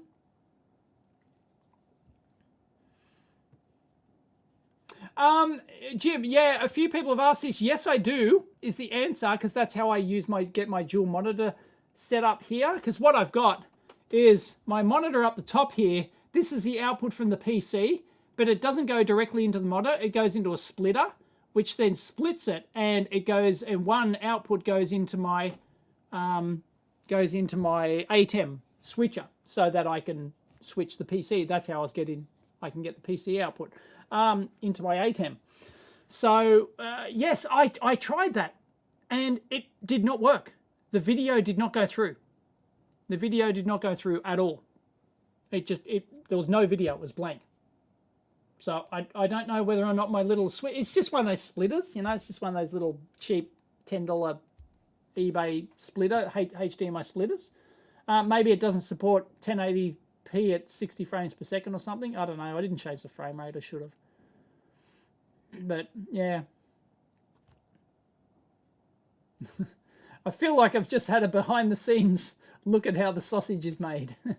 Yeah, that'll be a video on my, and yet another video on my second channel. Video lag during exposure with USB 3. Did it? FH? Okay. Nope, it's not the HDMI cable. I've proven that in the previous video. I did. And I just used the cable. Oh no. Yeah, I just used the cable that they sent me. I just used the cable, brand new cable that was sent to me by Togano themselves. No, it isn't a passive splitter cable. It isn't passive. It's it requires 5-volt USB. It's a little box like this. You put 5-volt USB in. It's got HDMI in one and 2 HDMI outputs, and it just splits the HDMI. Yeah. I don't know what the cheap splitter's doing. I wouldn't like that. That's why I didn't really care. That didn't work with the cheap splitter. I thought, yeah, you know. But I should try it again and change the frame rate, because I can change the frame rate out of this down to 720p at 30 frames per second. So if I can't do that, then, you know. No, I haven't tried the monitor in the current drawer. I don't think that's going to show anything.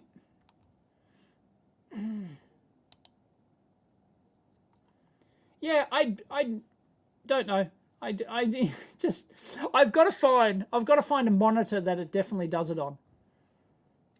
So yeah, I have to get them all out of the dungeon.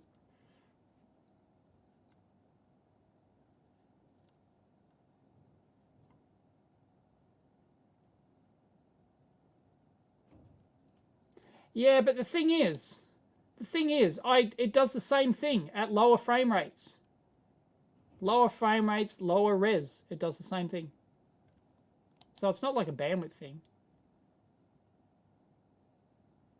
But I've changed the cable. I've used the supplied cable from Togano. They specifically knew about this problem, and they sent me a new cable, and I'm using it. No, I haven't tried my HDMI capture cards. I can't plug. I've only got it on my other machine over there. I'd have to rip everything out and move it. I don't think I've got a HDMI. No. Do I have a HDMI? No, I don't have a HDMI capture card in this. No, I've got a. What I want to do though, although I was going to try my 4K, my 4K AVIO capture thing. So maybe I can try that. Who wants me to try that now? Sure, everyone wants me to try that now because everyone's fascinated by this. All right, I'll see if I can. I need one of those high-speed USB doodad cables. Jeez, I don't know if I've got one. Because this is like top grade. This is like top shelf. This is like $400 HDMI capture thing. It's really kick-ass. So, oh yeah, here we go. Thought I had a cable. There's always a cable just lying around in the bunch of cables, right? So it's only short. There you go. So let me try this. It's Epiphan AVIO 4K. It's made in Canada. Made in Canada. In spite of bloody Trudeau, right? It's made in Canada. So it's woke, right? we're using a proper woke video capture. So let's try that. Okay, let me disconnect the USB 3 because, oh man, that is so delicate. These things on the side of the board, it just like, I feel like if I just breathe on it, it's just going to snap the connector off the board. Oh, I'm so paranoid about that. So anyway, here we go. I'll plug it in. Can't remember the last time I used this. So I don't know if I got the drivers. But let's see. Setting up a device, setting up AVIO 4K video. Sweet.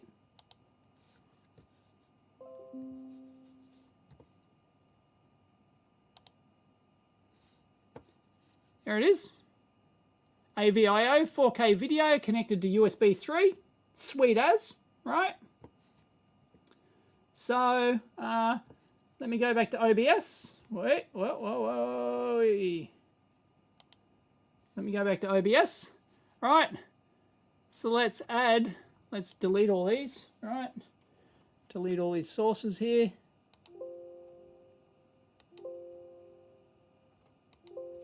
How do I delete? Huh? Hang on. What's going on? What's going on? It's beeping. Oh, are you sure you want to remove video capture device 5? Yes.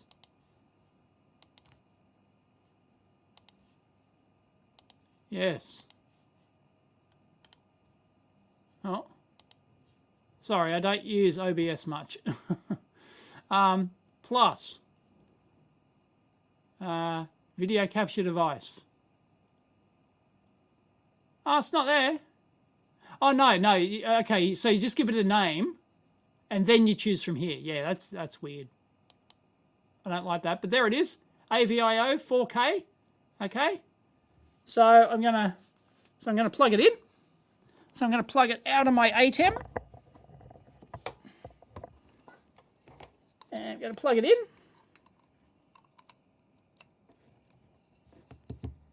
Ta-da! Got it. Beautiful. Beautiful. No flicker yet. Oh, I reckon it's not going to do it. Yeah. Bobby Dazzler. Look at that. Handles it just fine. Handles it just fine and dandy. Actually, I'll shoot another video. Hang on.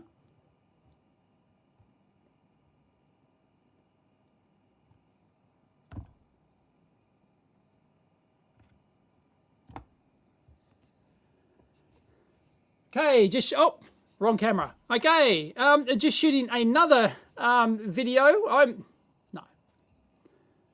All right, now what I'm going to try, I just tried it on my live show here. I've got a Epiphan, yes, Epiphan AVIO 4K video HDMI capture thing. It's a top end made in Canada. Hi to all my Canadian viewers. Top end HDMI capture thing, and so I'm feeding the output from the Tagano microscope into this, and I'm capturing it on I'm doing a screen capture here, and it works fine.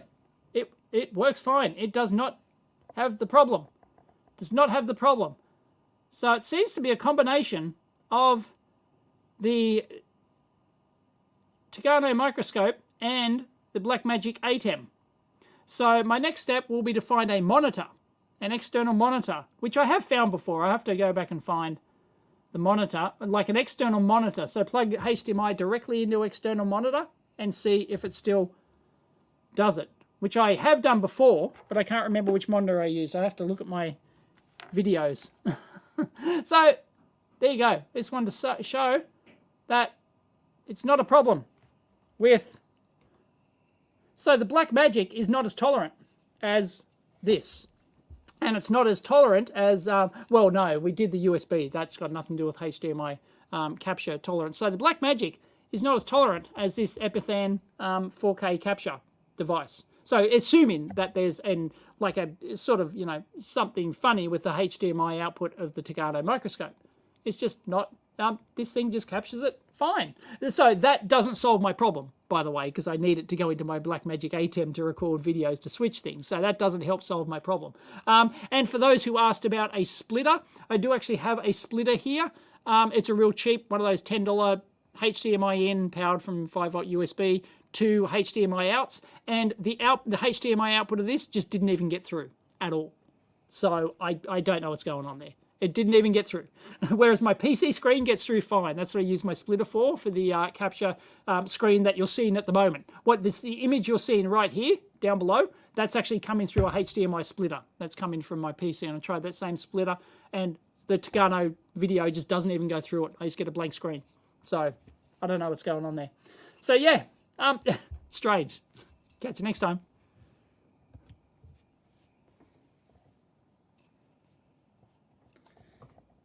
There you go. Oh, sorry, you guys weren't seeing it again. I did it again. Oh, no, sorry. Yes, you were, because you've got the PC screen. There you go. It was the BenQ monitor, was it, Okirka? Thank you. Thank you. I'll have to get the BenQ monitor back. Thank you. Oh, yeah, no, I took that down. I think I took that down to the dungeon. So, yeah, I'll have to go get it because I did a clean up here. You'll notice. Actually, well, no, you can't see. Ooh, hang on. Not allowed to turn the camera around, actually.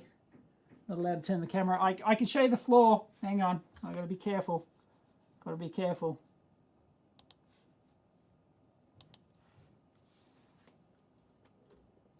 Floor only.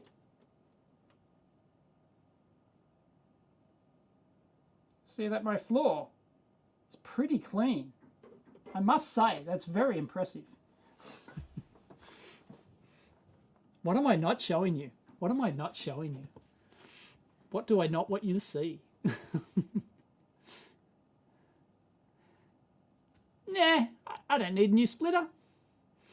Well, yeah, like I could get another splitter and try it. And if that solves the problem, it solves the problem, right? Yeah, I can do that. No, actually, some people wanted me to try a different...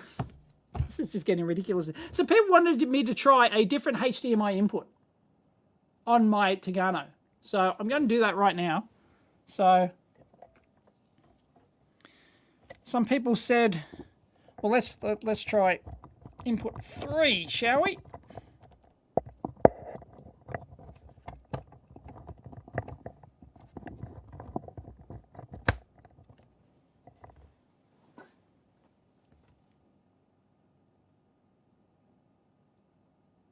No way.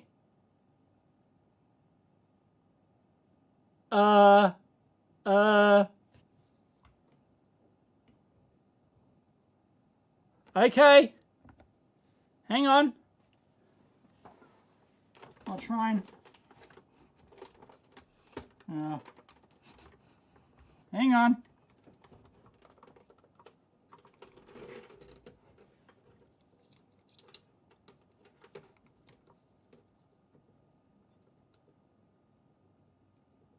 Okay, you guys can see it live now, right?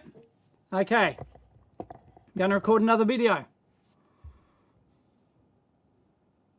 Yep, going to record another video. Here we go. Still doing the live show, and I just tried another thing. Look at what's happening, right? This is my...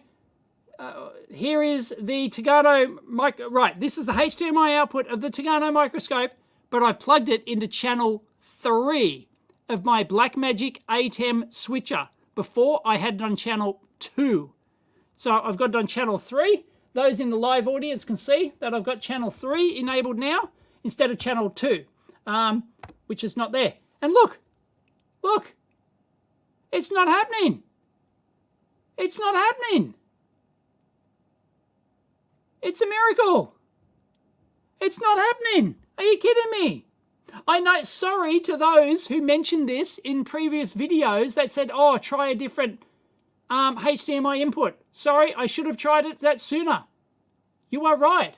That seems to fix the problem. No way. No way. Hang on. Lol says... Wow. Wow. Okay. Right. I'm going to live switch it now. I'm going to live switch. I've got a live audience at home. This is filmed in front of a live studio audience. I'm going to switch the HDMI back to channel 2. Back to channel 2. Switch my Tegano input. Got to focus, you bastard. Come on.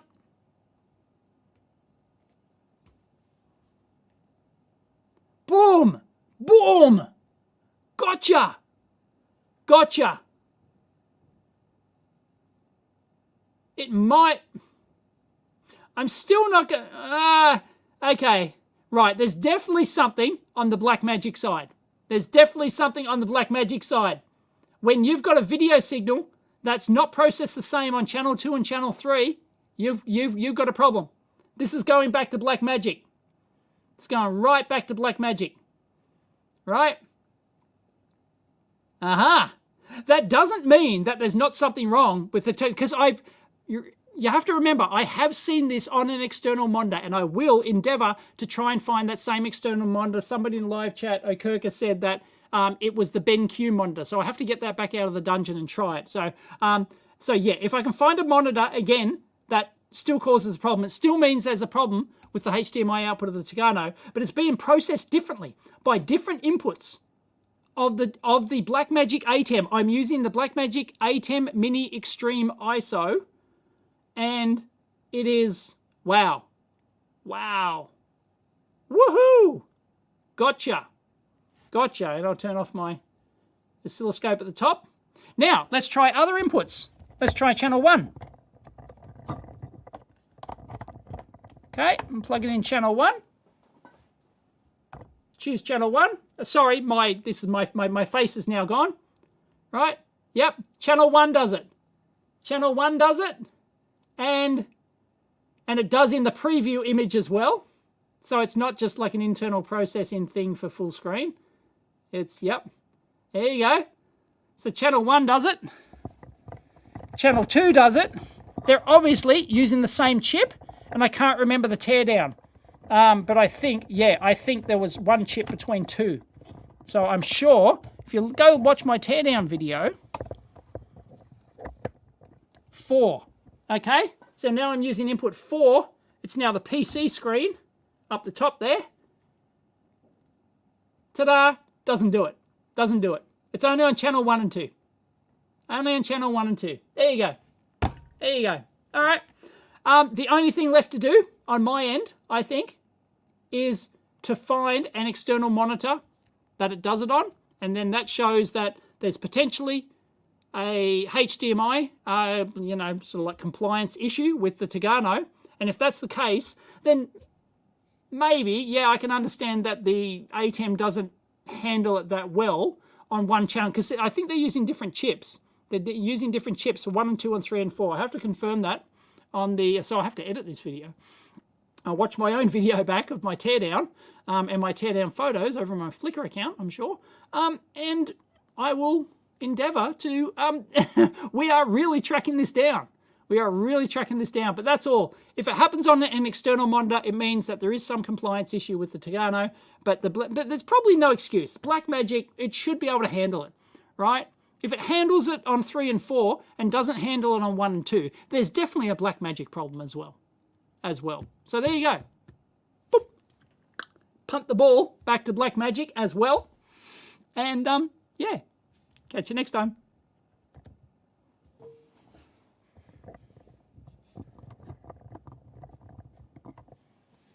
Boom.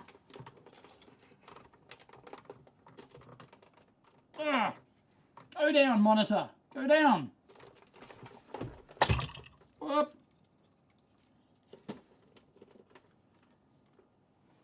Ta-da! There you go. Oh yeah, I can fix it now. I can fix it. I simply just swap my labels over on my... Wow. Wow. Yeah, so actually, sorry to Tagano. Sorry to Tagano. It's not... there could still be an issue with it. And thank you for upgrading my microscope. But I'm sure it happened on an external monitor. Do I have that on video? Can somebody confirm that I have that on video? That it happened with an external monitor? That BenQ monitor, as Okurka said, I think.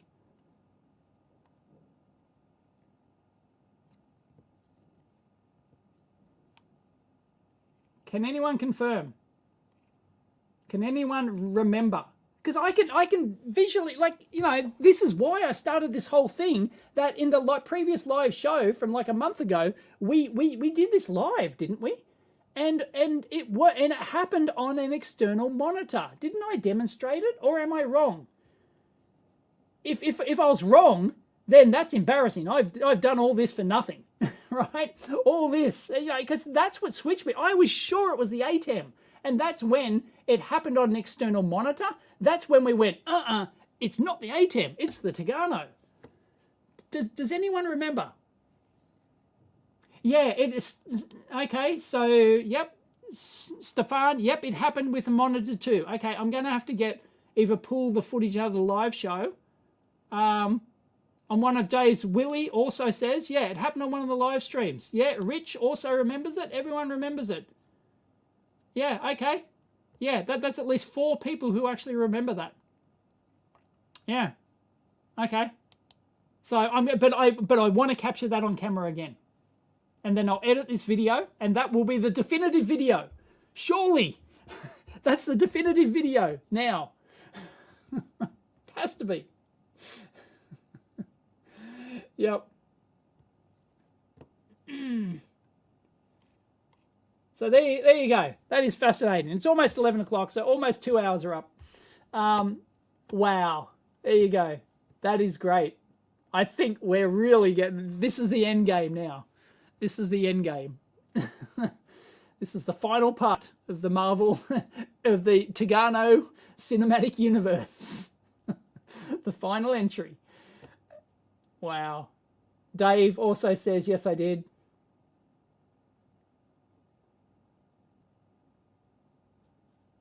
Yeah. Okay, yep.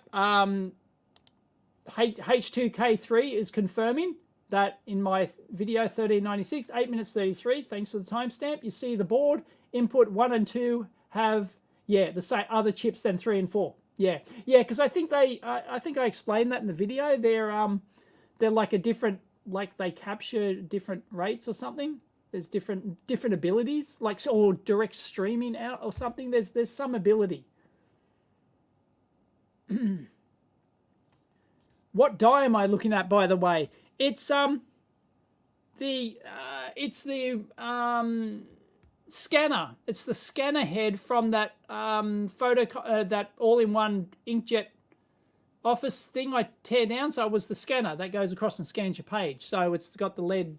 It had a separate lead strip, and this is actually the sensor. So I actually wanted to see that there's a sensor bar all the way along here. There's a giant sensor bar, and I can't. The Tagano microscope doesn't have enough magnification to see it, so I'm going to have to put it under my Olympus wafer microscope, I think. Yeah, it's got a sensor bar. It's got a serial sensor bar all the way along. This is why I kept this. So I was going to do a separate video on it, and then, then all the Tagano stuff happened, and the ATEM stuff.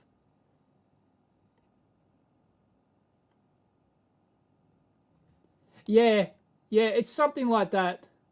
It may be that Tagano HDMI signal is within spec but near the edge of a limit, and it only matters if the display or capture device is also at the edge of being within spec. Yeah, it's something like that. And I'm like the only one in the world who's found it. Right? Trust me to find it. Right? Murphy. Yep. But there's, is limited. Yeah, the ATEM processing is limited. There's something going on, right? There is an edge case, which I've found. That, yeah, so this is going back to ATEM. This is going back to Black Magic. Grant Petty himself.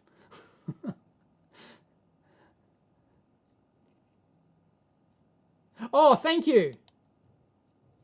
52:39 and 1 hour 38:35. EEV, thank you. Dino Rat. I'm actually going to write that down because I need to capture that.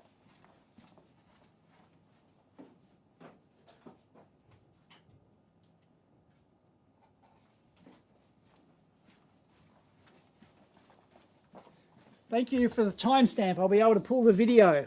So 19th of March, 52:39 and 1:38:35.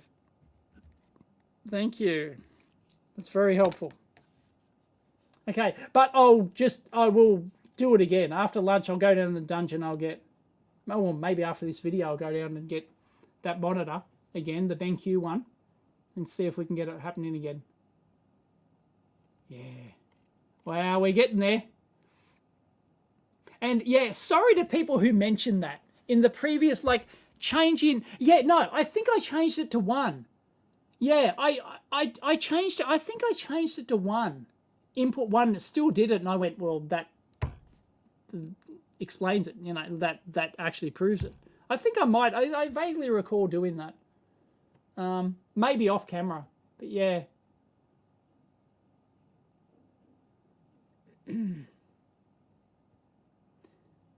Yeah, but I don't, yes, I know about the screen thing, but I don't use it on this machine here. This is not my main editing machine. I want it over there, so it's better to just put it on a post-it note.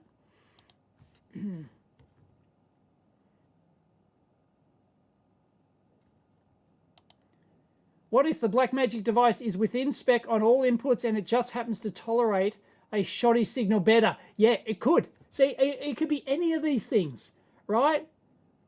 Yeah, no, I am definitely not going to send it. Well, I'm going to let them know, right? I'm going to let them know. But, like, I can understand that if I can get this, and people have confirmed this, that the Tagano output is, if it's not displaying properly on an external HDMI monitor, if I can find one, that BenQ one, that does it, then, yeah, there's obviously something with this. And then you can't really blame Blackmagic. But I'm going to let them know about it because it's interesting, right? It's good to let them know that I've found an edge case where the signals are, you know, they're crap on 1 and 2, but they're fine on 3 and 4. So that, you know, that might actually help them out. So yeah,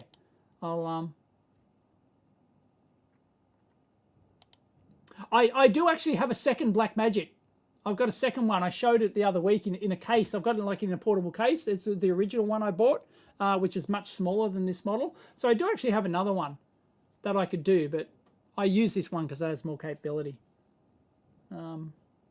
Yeah. See ya, Ian. It's 2 a.m. Yep. See ya. Wow. We have too many variables to pinpoint the exact issue. Yeah, there's a lot of variables. Yeah. Like, yeah, technically, like, even if we prove that this comes a gutser on an external monitor, that still doesn't. Well, no, that kind of proves that. Come on, like, if this doesn't work with all external monitors, then there's something wrong with this, right? But whether or not, like, is it, you know? But then it could be slightly within spec. It could be just within spec of the HDMI, whatever spec of the HDMI spec that's causing the problem. It could just be within spec, so technically this could pass, right? And yet, but you know, so like when you're on the edge, but surely everything would be engineered, the spec would be engineered so that you know, you wouldn't just go to the edge and there's like this little tiny little window, pissant window where they don't overlap. I'm sure they must overlap. The spec and the implementations must overlap somewhat.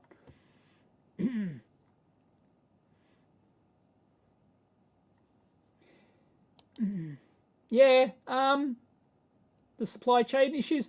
Yeah, no, they do it for well, cost reasons. Because I think they're just trying to say these things are expensive. There's a lot of expensive chips in here, but they're obviously doing it for a reason.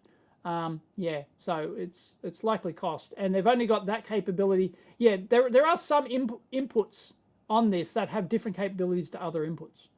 So that's why they use a different chip, and I assume there's a cost difference. And these chips aren't cheap. These are like Analog Devices HDMI chips, like top of the line. I was using some of these at Keysight, and they're like $20 a chip or something or more. They're really expensive, even in volume.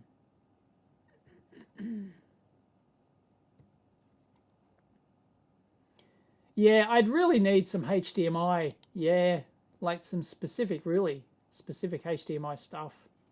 I'm sure there's HDMI specific test gear out there. You still suspect it's the Tucano. I bet there's a coupling capacitor on a signal line that is out of spec. Your signal is getting lost depending on what's being displayed. I don't think so, Jim, because we've changed the board and it's exactly the same problem. The physical board is very different, I believe. I don't think there's a major change to the board. This one you can upgrade firmware in. You couldn't do it on the last one. It's a very different board. So the toughest unknown variable, Dave. It's like, yeah, trust me to be the only one in the world to find this problem, right? How many people use a Blackmagic switcher like this? They're so popular, right? Everyone uses them, right? Not many people use these Tagano microscopes, right? Because they're, this is like worth $3,000 or $4,000. It's a very expensive bit of kit. It's very specialized. I don't think they make them in huge volume, but then I guess there is a lot out there. But it's nothing like this. This is like consumer level. This is like prosumer level. Everyone's got a Blackmagic A10. They own the market. I'm going to sneeze. Chew.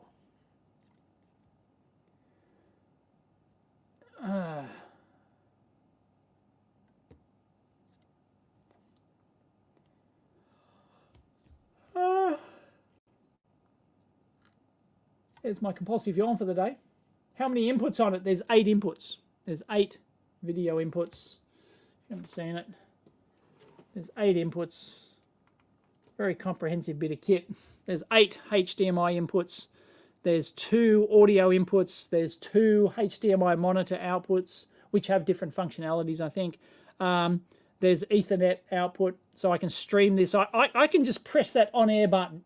Basically, if I press, it should be set up, I think, yeah. If I can't stream 2 at once, so I don't know what would happen. But if I press that on-air button, I go on-air live on my second EEVblog 2 channel. It's just, I don't need a PC. I can turn this PC off and just press that button and I am live, right? It's really good. It's really neat. So, yeah, this has way more functionality than I need. It's just nuts, right? But it has the 8 inputs because I originally had the 4 input one and I needed a 5th input, and Blackmagic saw my video and they took pity on me, so they gave me one of these. What is the industry standard single board computer? Arduino is for hobbyists, and industry standard is usually PIC AVR. What is it for single board computers? Well, if you asked me this 10, 15 years ago, I would have said PC 104. I've done a video on PC 104. Yeah, I would have said PC 104. Is it still? I don't know. Can somebody still, like, I'm talking real industrial, right? So we're not talking Raspberry Pi bullshit. We're not talking Arduino bullshit, right? Leave it in the comments. What is the go-to? Like, because PC 104, is it like they still make them? Still make PC 104, and it's a standard form factor you can get from different manufacturers, right? So that would be the industry standard go-to, would be anything that's made by more than one manufacturer, would be my bet. Otherwise, you're tied into an ecosystem. Thank you, Maximilian, for the 100 knock. I don't know what that translates to, but thank you. Burger time. Yes, it is burger time, Jody. Well, not quite yet. I can't order it until 11:30. And then the earliest I get it's like 10 to 12.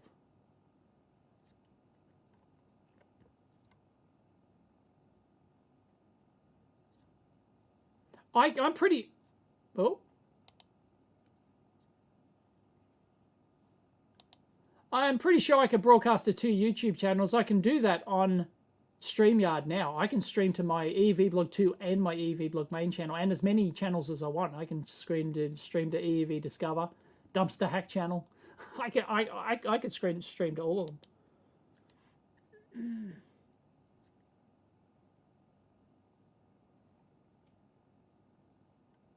Oh, no, the one I've got at the moment's overkill. The one I got at the moment's gross overkill. I don't need a Studio Pro, but there's a new one. I'll check it out, though, just for kicks. But, nah, one I've got's more than enough. No, I didn't. I thought they had bacon. I thought they had a bacon option. They don't. It's only on some of the other things that they have a bacon option.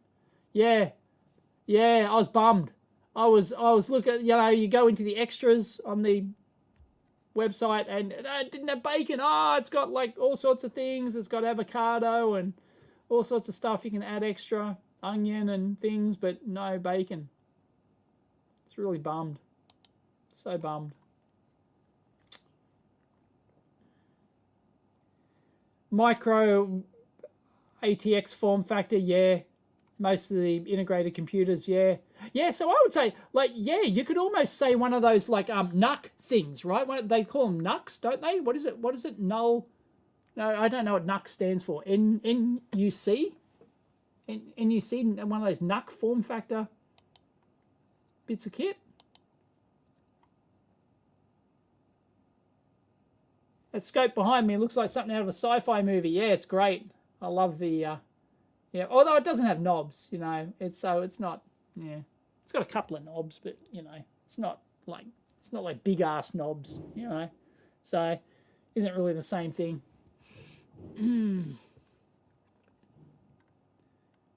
Oh, today's movie recommendation. I haven't watched it all yet. But I tweeted it last night. I tweeted a screenshot somebody, and somebody got it. Somebody got it. It's a Netflix. Netflix usually makes shit video, shit movies these days. But like, it's I'm gonna have to remember the name of it now. It's Choose or Die. Choose or Die. Right? It is. I'll tell you the premise. It's a horror movie, so if you don't like horror, don't watch it. Right? It's a good horror thing, and it's 1980s based. Right? It's not set in the 80s, but what they do is these kids find an old video game from the 80s where you can win this prize money, and when they run the game, it causes real life horror shit to happen. Like it's actually tied into. No, I won't spoil it. Anyway, so if you like horror, and with like an 80s sort of retro computer vibe, it's a retro computer 80s horror movie. And I haven't finished watching it yet. I was too tired, so I went to bed. But yeah. Choose or Die. Obscure movie recommendation of the week. Next unit of computing. Okay, is a NUC. Thank you, James. I didn't know it was called that, but yep. Next, Jack confirms. Yep. It looks like the chip on 1 and 2 can do 4K when 3 and 8 can only do 1080p. That's it. Okay. Right. There you go. So you'd think it'd have more capability, right? I don't know. Right? Have we, like, I would not rule out, there's a non-zero chance this is an analog devices problem, right? It's a non-zero chance we've found an obscure, compatibility issue with an analog, I'm pretty sure they're analog devices, HDMI capture chip, right? HDMI processing capture chip. So it may not be, like Black Magic may not be able to fix it, right? May not be able to do anything about it. I would not rule that out. Nothing's ruled out. This is how deep the rabbit hole goes, right? And trust me to find it. It's bizarre. Like Tron? No, it is not like Tron. You don't go into the computer. You don't, well, no. It stays in the real world. The computer program, let's just say that the computer program can affect what happens in the real world. It's a ridiculous premise, but it's very interesting. Very interesting. I can't remember Lawnmower Man. I remember watching it once, but I do not remember anything about it. Does anyone else do a NUC, or is it only Intel? Oh, okay. I don't know. I thought more than one person did it, but I could be wrong. Oh, no, I've got a, no, my shipping computer in there is not an Intel, and it sits on the back, it's bolted on the back of the monitor. It's only this big. No, there are a lot of companies. I don't know if it's a NUC. I don't know what defines a NUC, but it's that NUC-y form factor. So, Mike Chi, the one behind Retro Tink analog to HDMI devices, seems to really not like analog devices. Interesting. They're the one I used to use at Keysight, and I didn't have any problems with the HDMI capture at Keysight. Altium. Why do I have Keysight on the mind? Yeah, Altium. So there you go. I don't know. I haven't updated my firmware in a while, but I don't think so.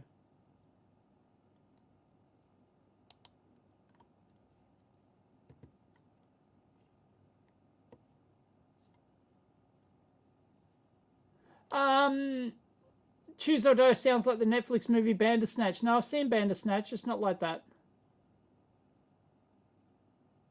Well, tangentially related, maybe. Oh, thank you, H2K3. Analog Devices does it right. Okay, the chips on 1 and 2 are the Texas. Ah, they're TI. Ooh. TI, sorry to Analog Devices. TI.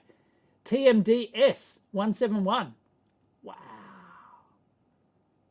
I've got the makings of a main channel video here. I've got, like, who thinks I should, you know, well, no, you'd have to find the culprit. Like, at the moment, we're just speculating, so I just chuck it on the second channel, but wow. Wow.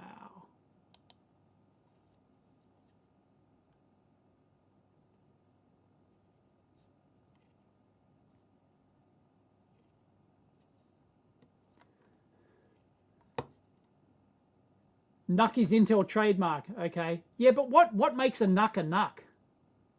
Is it the form factor, or is it some compatibility thing? Is it like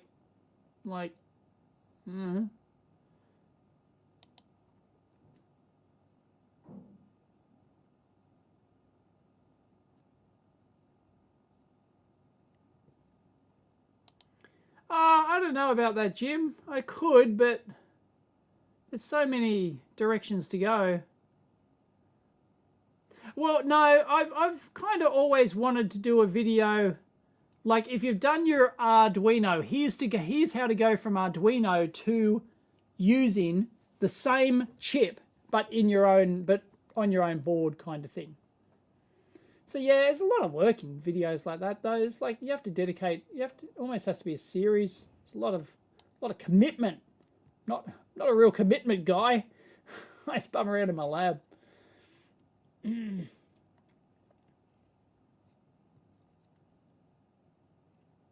3-set micro, yeah, I've done videos. I've done 3-set microcontroller video, yeah. But that doesn't, yeah, there's a million and one ways to do that. There's a million and one ways to approach it as a content creator. And it's just, yeah, you've got to, I don't know. Do you approach it at a generic level? Here's how to generically go from an Arduino to another micro, or do you go, right, no, I'm going to choose a specific micro and I'm going to go and I'm going to show you ins and outs of setting up the registers and doing everything else and the ins and outs of whatever package you're using to what environment you're using, software environment you're using and stuff like that. It's hard.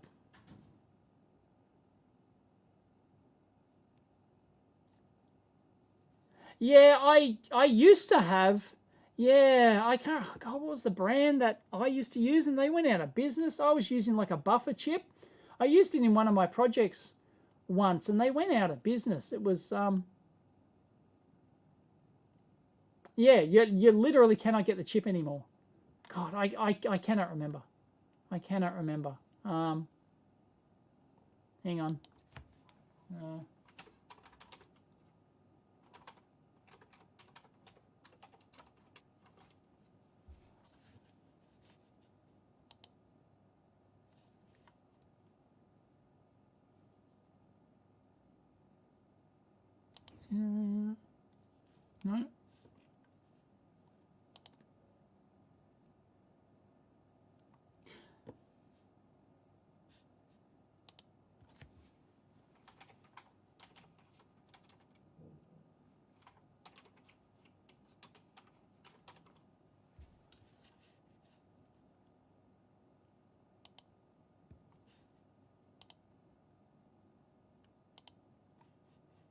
Here we go. I think I've got it. Oh. Elantec. Oh, Intercell. It used to be Elantec. Now it's Intercell. So if I show you, I've used this in the past. Nope. Nope. Wrong. Wrong. There you go. Oh. Elantec. Used to be a buffer. Used to like this one. It was a high-speed, low-cost, monolithic, high slew rate buffer amp. Built using the Elantec monolithic complementary package pattern and buffer, 70 meg bandwidth, 100 milliamp drive. Yeah, I just liked it, and I don't think you can get it anymore. It's branded Intercell, obsolete product, not recommended. Yeah. Yep, I don't know. What's anyone else's go-to high current driver? Bueller. I haven't used one for ages.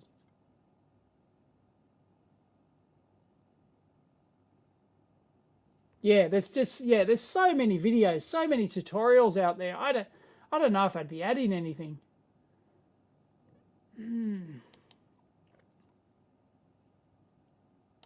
Okay, there you go. There's a bricks form factor, slightly smaller than NUC. Yeah, I've got one that's on the back of my monitor, my shipping PC in there. It originally came with the Tegano microscope, actually. They sent me a computer with it so I could capture and stuff.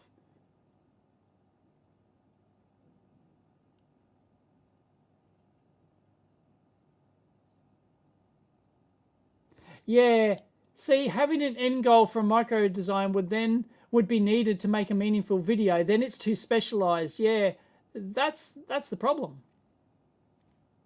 You know.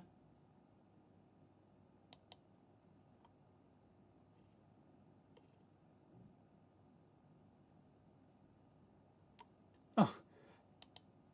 Hurry up and interview Dick Smith. Yeah, I should. And Jim Rowe. A lot of people have asked for Jim Rowe.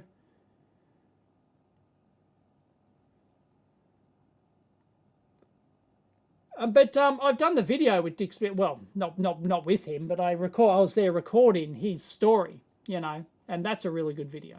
So I do actually have Dick Smith on video. It's just not me talking to him. So